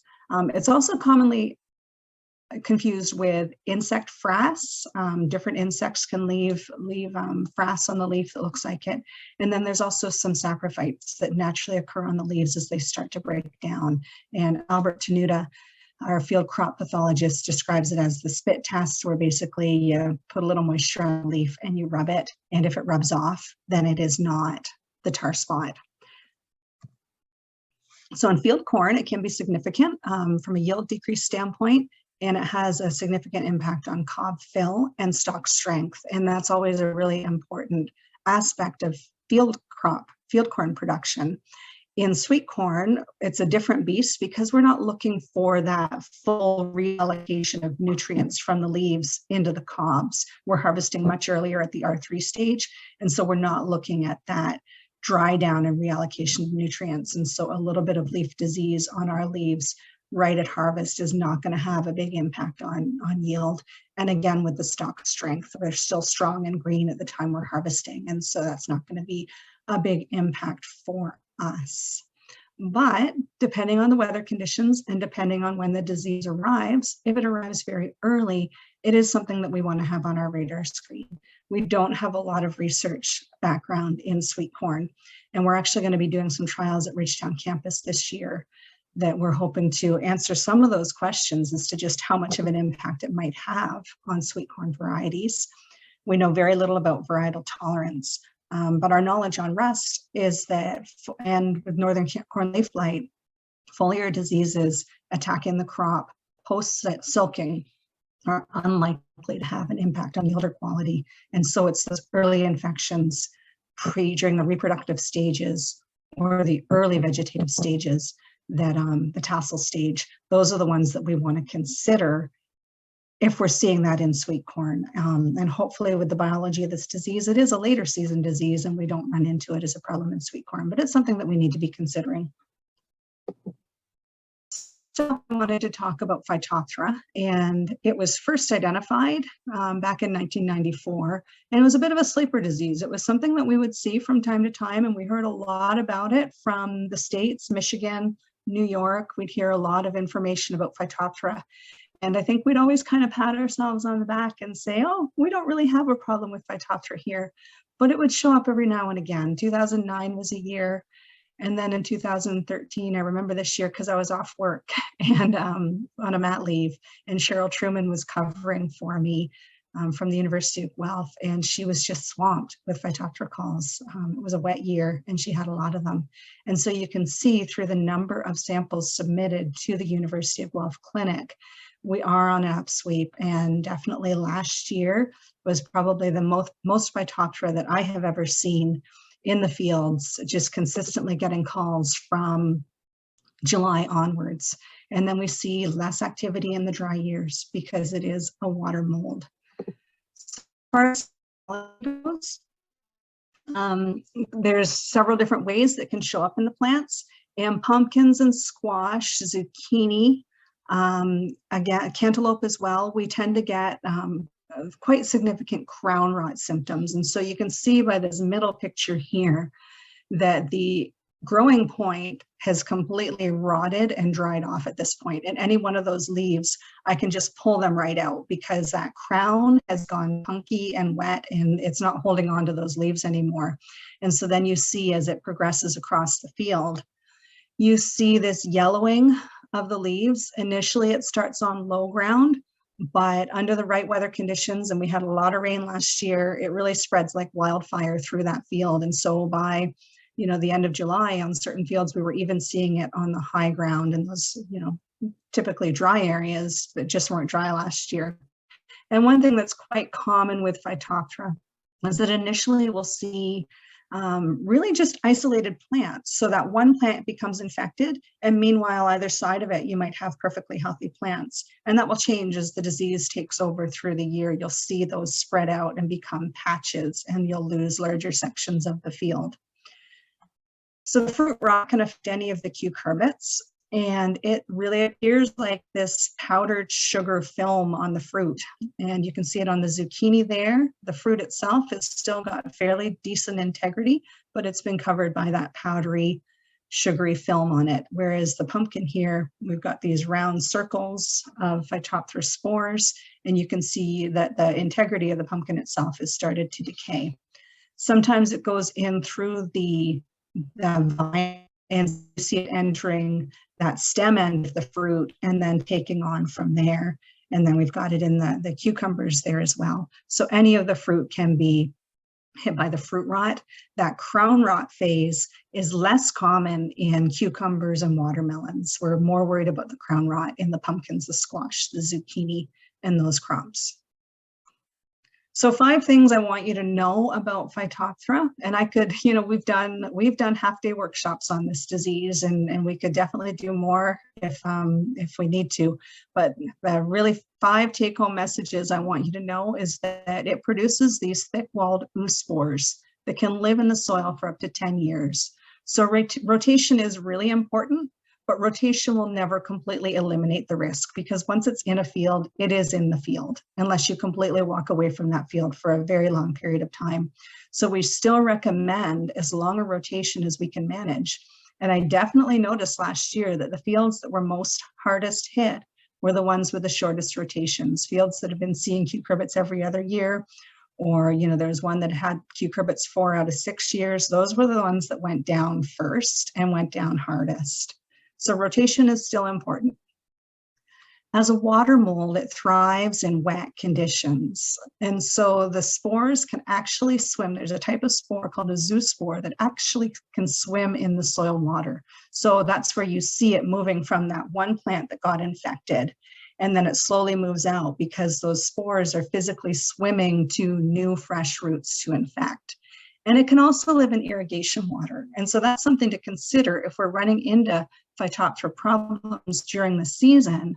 Are we inadvertently, if we have a wet spell, we get some Phytophthora, that drainage water flows into the irrigation ponds, and then are we pumping that infested water back onto the field in overhead irrigation? So it's something to consider when looking at your irrigation sources and looking at the water flow patterns to those sources. Something like a deep well is going to be less risky than a surface water source. And, a pond that's draining from a lot of other fields upstream, that's going to be one of the highest risk sources of water when we look at the spread of spores through irrigation water. Exclusion and avoidance is going to be your best defense. So we're looking at rotation and field selection.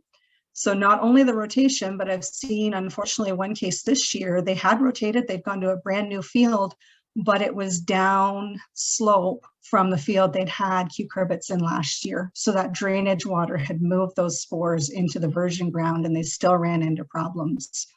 Varietal tolerance in cucurbits, there's not a lot.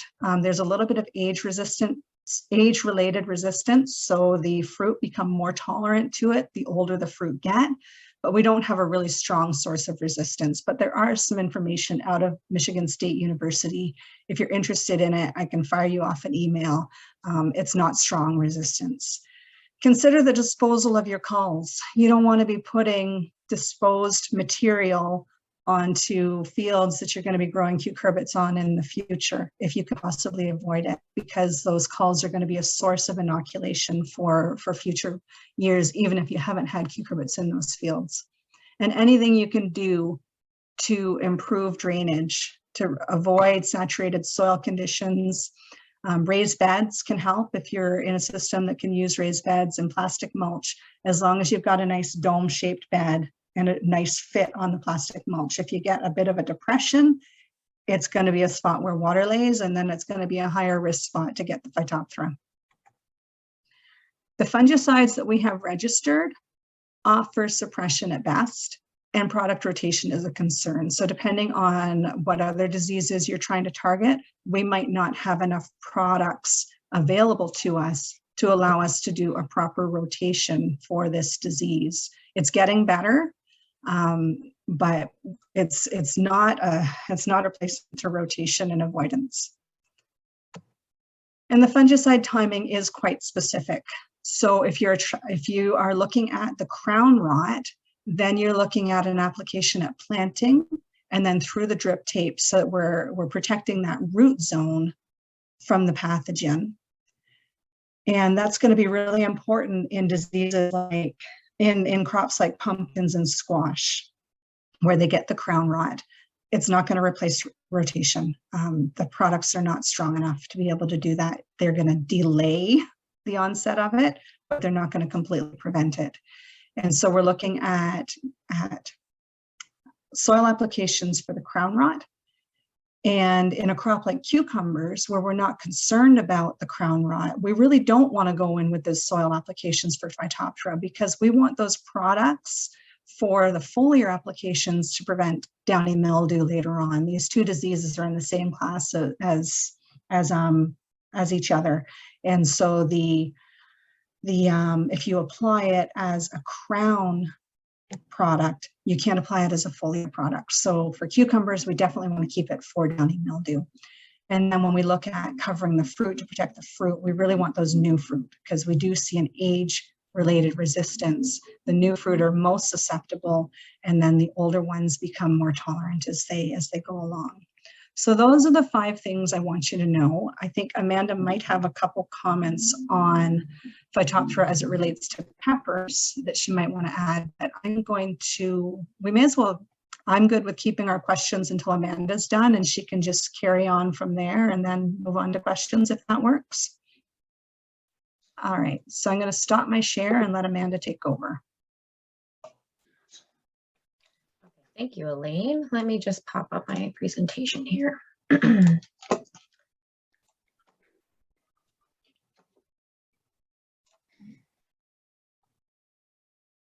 also on rural internet and got the unstable internet connection warning today already. So you'll have to bear with me a little bit.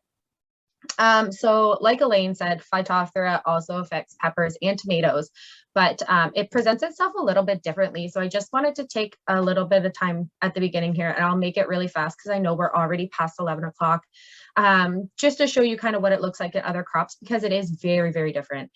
So in tomatoes, we don't typically see the vine decline like we do in some other crops, but it presents itself more like a buckeye rot. So these are fruit lesions. It's easier to spot the fruit lesions, and it's more typical to see them on green fruit. You get these concentric light and dark rings, but the skin remains smooth. So you don't want to confuse it with late blight, where the skin remains bumpy, but I'll talk about that a little bit more. And then sometimes you can get sporulation on the fruit too if it gets wet enough. So like I said, the foliar and the stem symptoms are less common, but I have been seeing them a little bit more often now, especially in fields where the rotation is a little bit tighter. We have been seeing a lot more of that vine decline, and it can cause plant death in extreme circumstances. So peppers, on the other hand, sorry, my computer's being slow. So peppers, on the other hand, are much more severely affected than tomatoes. So you can find symptoms of Phytophthora on all parts of the pepper plant. So this includes a root and crown rot too, and it can even cause damping off in transplants. So fruit symptoms you can see here, they start off as kind of like a wet grayish brown color, but then you can move on to these mummified fruit here. As the disease progresses, you can see these mummy fruit. And if you break those fruit open, you can see a lot of the sporulation and the fungal growth inside of the fruit. You can also get stem lesions. They tend to be dark brown to gray in color. You can see on this bottom one here, some of these stem lesions, up here in the top too. And then it also causes, if you open the stem up, this light brown, tan colored vascular discoloration. And like Elaine says, you can see in the top picture here, it tends to follow where the water lines are, right? Because we have those zoospores that can swim in the soil water.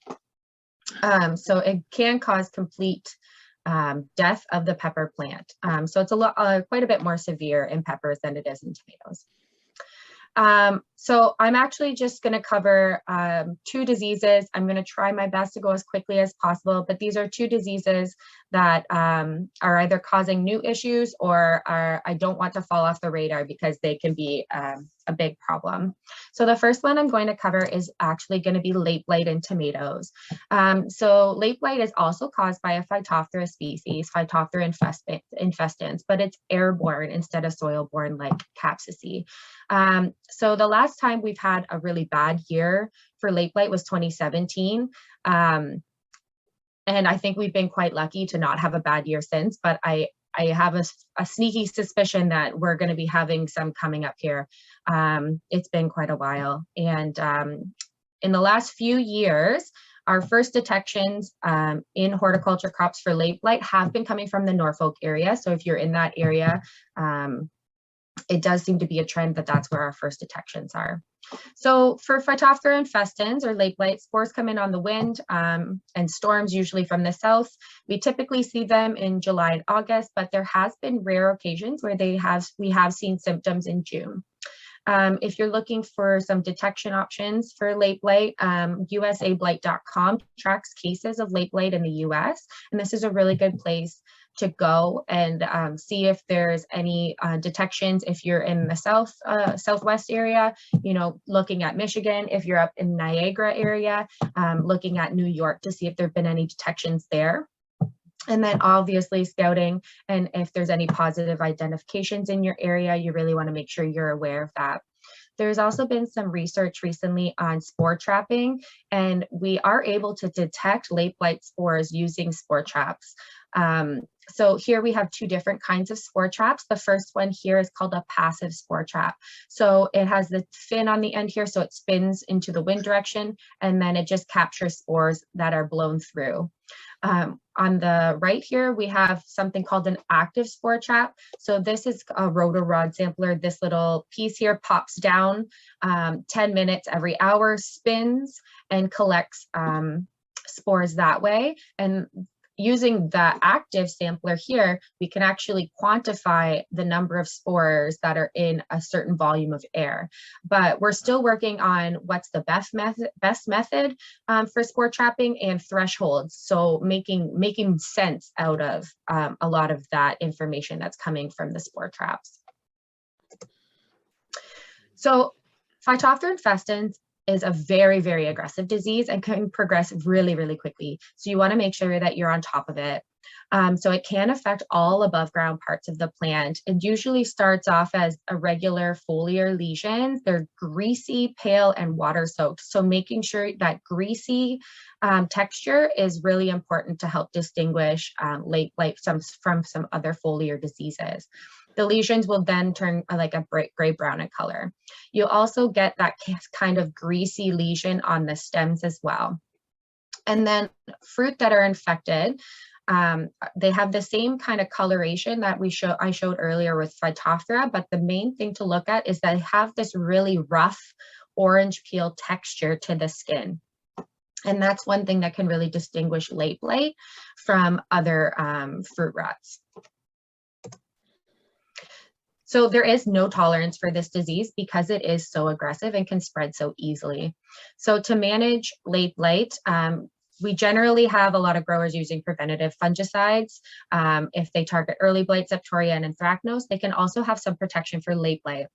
But once it's detected either close by to your field or in your field, you really need to start a targeted spray program with late blight specific products with a 5 to 7 day interval. So really tight intervals on this one.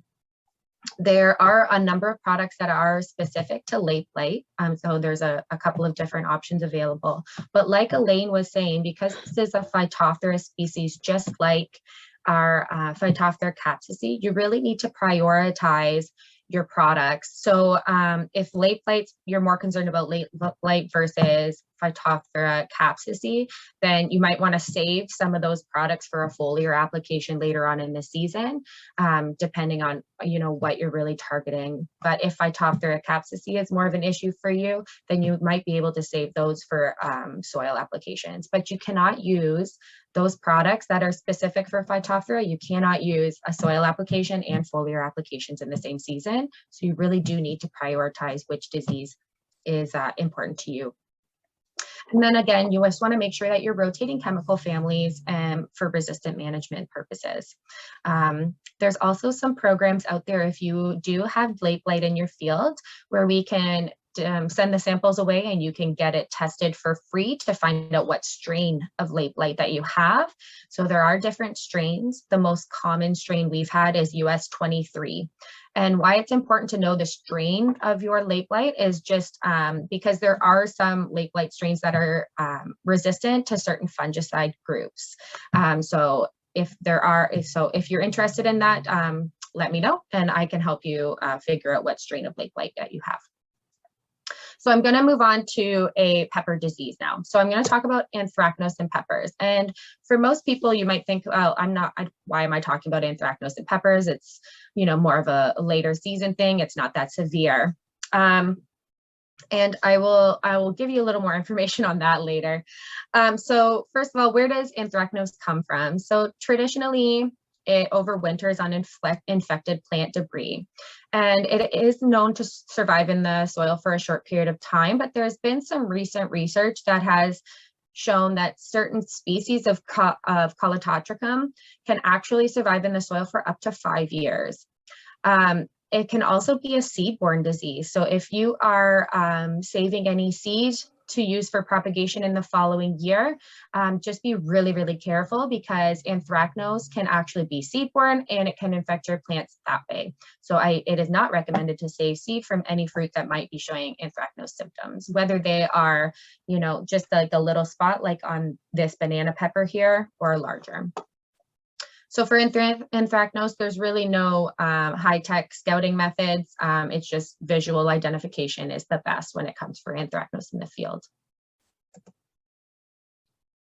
So this next slide's a little busy, so bear with me here. So for symptoms of anthracnose, there are foliar symptoms, but they're really indistinct. So you're not going to be able to tell it apart from many other things. The main thing is the fruit lesions. So the fruit lesions are sunken, water-soaked, and generally circular spots. There's often some sporulation that you can see, and these are going to be small tan orange-colored spores that form on the lesions. So we're used to anthracnose species here that usually you see these lesions forming on older fruit, on mature fruit, but what happens is the spores actually are infecting the fruit when they're immature, and there's just a really long latent period of 6 to 8 weeks traditionally from the time the fruit is infected to when you actually see the lesion. So it is really important that if you have a history of anthracnose, that you're actually controlling the disease pretty early on in the season because of that long latent period. Now, why I'm bringing up anthracnose is that we actually found a new species of Colototricum in 2020. So this was identified Colototricum scovellii in one field of banana peppers in 2020. And given the history of what we knew then of anthracnose, we didn't think it would be much of a problem. We were obviously rotating fields. There wasn't going to be any crop debris. But in 2021, we observed this species of anthracnose again, and it was more widespread. So there was more growers reporting the problem, and there was a lot more varieties. We saw it in hot bananas, sweet bananas, bells, and jalapenos. It's also a much more aggressive strain of anthracnose than we're used to dealing with. So we're actually starting to see lesions on immature fruit. starting in early July, whereas traditionally we would see it on mature fruit, generally fruit that's turned red, and later in August. We were actually able to detect spores on the fruit that were like freshly set, so less than 1 centimeter in diameter. No symptoms were seen, and we were able to detect those spores. So that just really hits home that you need to start protecting your fruit, your pepper fruit, from anthracnose very early in the season. And then this new species of anthracnose, also you tend to see a lot more sporulation than usual. So you can see up in this picture here that it's really easy to see the orange and salmon colored spores here. And then we're also noticing, which isn't what we're used to, we're having multiple anthracnose lesions on these immature fruit. So just really showing you how much more aggressive it is than our traditional anthracnose species. So to manage anthracnose, like I said, the infection actually occurs weeks before the symptoms are observed. So you really need to apply the fungicides early, targeting late flowering or early fruit set stages for that first application. So there are multiple fungicide groups that are likely to be effective. Group 11s are likely to be some of the most effective. We also have a group 12 that we can use, and some group 7s as well. But there is some research out of the US that suggests that there are some other fungicide groups that we might be able to look at potentially getting registrations for. Just depends on whether the PMRA accepts them or not. But we did actually just secure an emergency use registration for Captan because of this anthracnose, and it just was awarded to us in January. So we have that emergency use for anthracnose in peppers for 1 year. So if you do have anthracnose or a problem with anthracnose, or if you detected Scovillii in the previous year, you do want to make sure that you're on weekly spray. You're on a weekly spray program starting at that early fruit set stage. And then another thing that's really important is to make sure that you're removing any of the infected fruit from the fields, because like I said, those spores can survive on that crop debris and in the soil. So if you're leaving any of that residue there in the field, then it'll be an issue for you in future years. So I know I went through this really quickly, but if you have any questions on any of these diseases or anything, just let me know. So I just wanted to show again that anthracnose, it can also infect tomatoes, but it doesn't seem to, it's not as severe as that new one that we're seeing in peppers. So you do have similar symptoms. You're less likely to see sporulation. It's usually on mature fruit, and it kind of just looks like someone pushed their thumb into your tomato and then the imprint stayed there. Management options for anthracnose, it's usually covered by some of our earlier season broad spectrum stuff with early blight and septoria. But the one difference with tomatoes is that it can actually affect taste. So you do want to be a little bit aware of that, and you don't want to have any of this fruit growing into production. Okay, so that's all I have for you today. I apologize. I know that we are a little bit over time, but if you have any questions about these or any of the other diseases, please feel free to reach out to either myself or Elaine. My contact information is there if you want to grab that really quickly. And we are open for questions. I have a question. Elaine, you said the Phytophthora or the diseases which swim in the water and stay in the pond. How long does it survive in the water? Is it overwintering there, or how do we see that? What do we know there? You have to unmute yourself. I think I'd be used to this by now. My understanding is that it's not overwintering in the ponds. It's more the seasonal flow of overground water to the ponds. And then we start to see the cycle start up again. But there were significant levels of it in ponds studied in Michigan. So it's really going to be a matter of how that pond is fed and where the water is coming to it, which is why those surface water streams are going to be the highest risk, because we don't know what's in them. Of course. Yeah.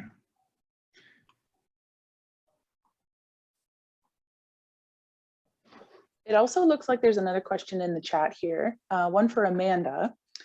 With this new anthracnose strain in peppers, should we tighten up our spray interval? Typically seeing a 14-day interval right now.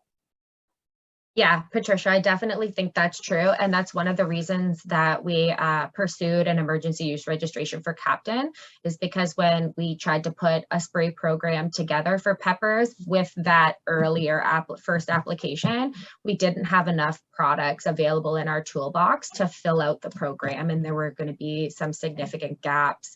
So we had to find something that was going to have anthracnose, some effectiveness against anthracnose, and also a different mode of action, so a different group, which is why we ended up pursuing Captain. So I do think that you need to look at shorter intervals, 7 days likely, especially if you think that you're dealing with something like Colototricum scovillii. That's interesting to know.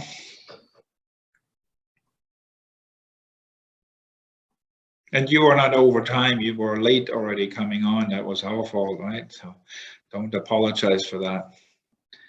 We are glad that you did what you gave us an information. It was super. Thank you for Yes. having us. It was nice to be asked. Appreciate it.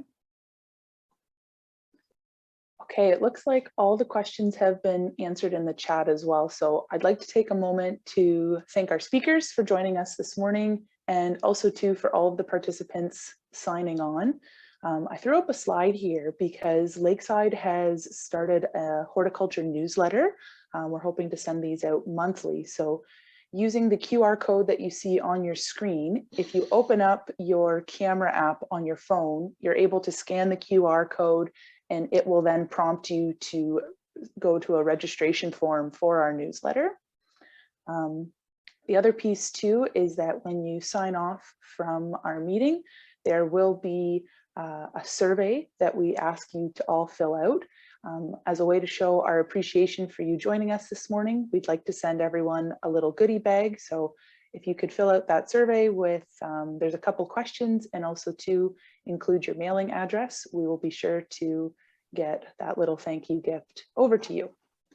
So with that, I think we will bring our meeting to a close, and we wish everyone all the best in the 2022 growing year.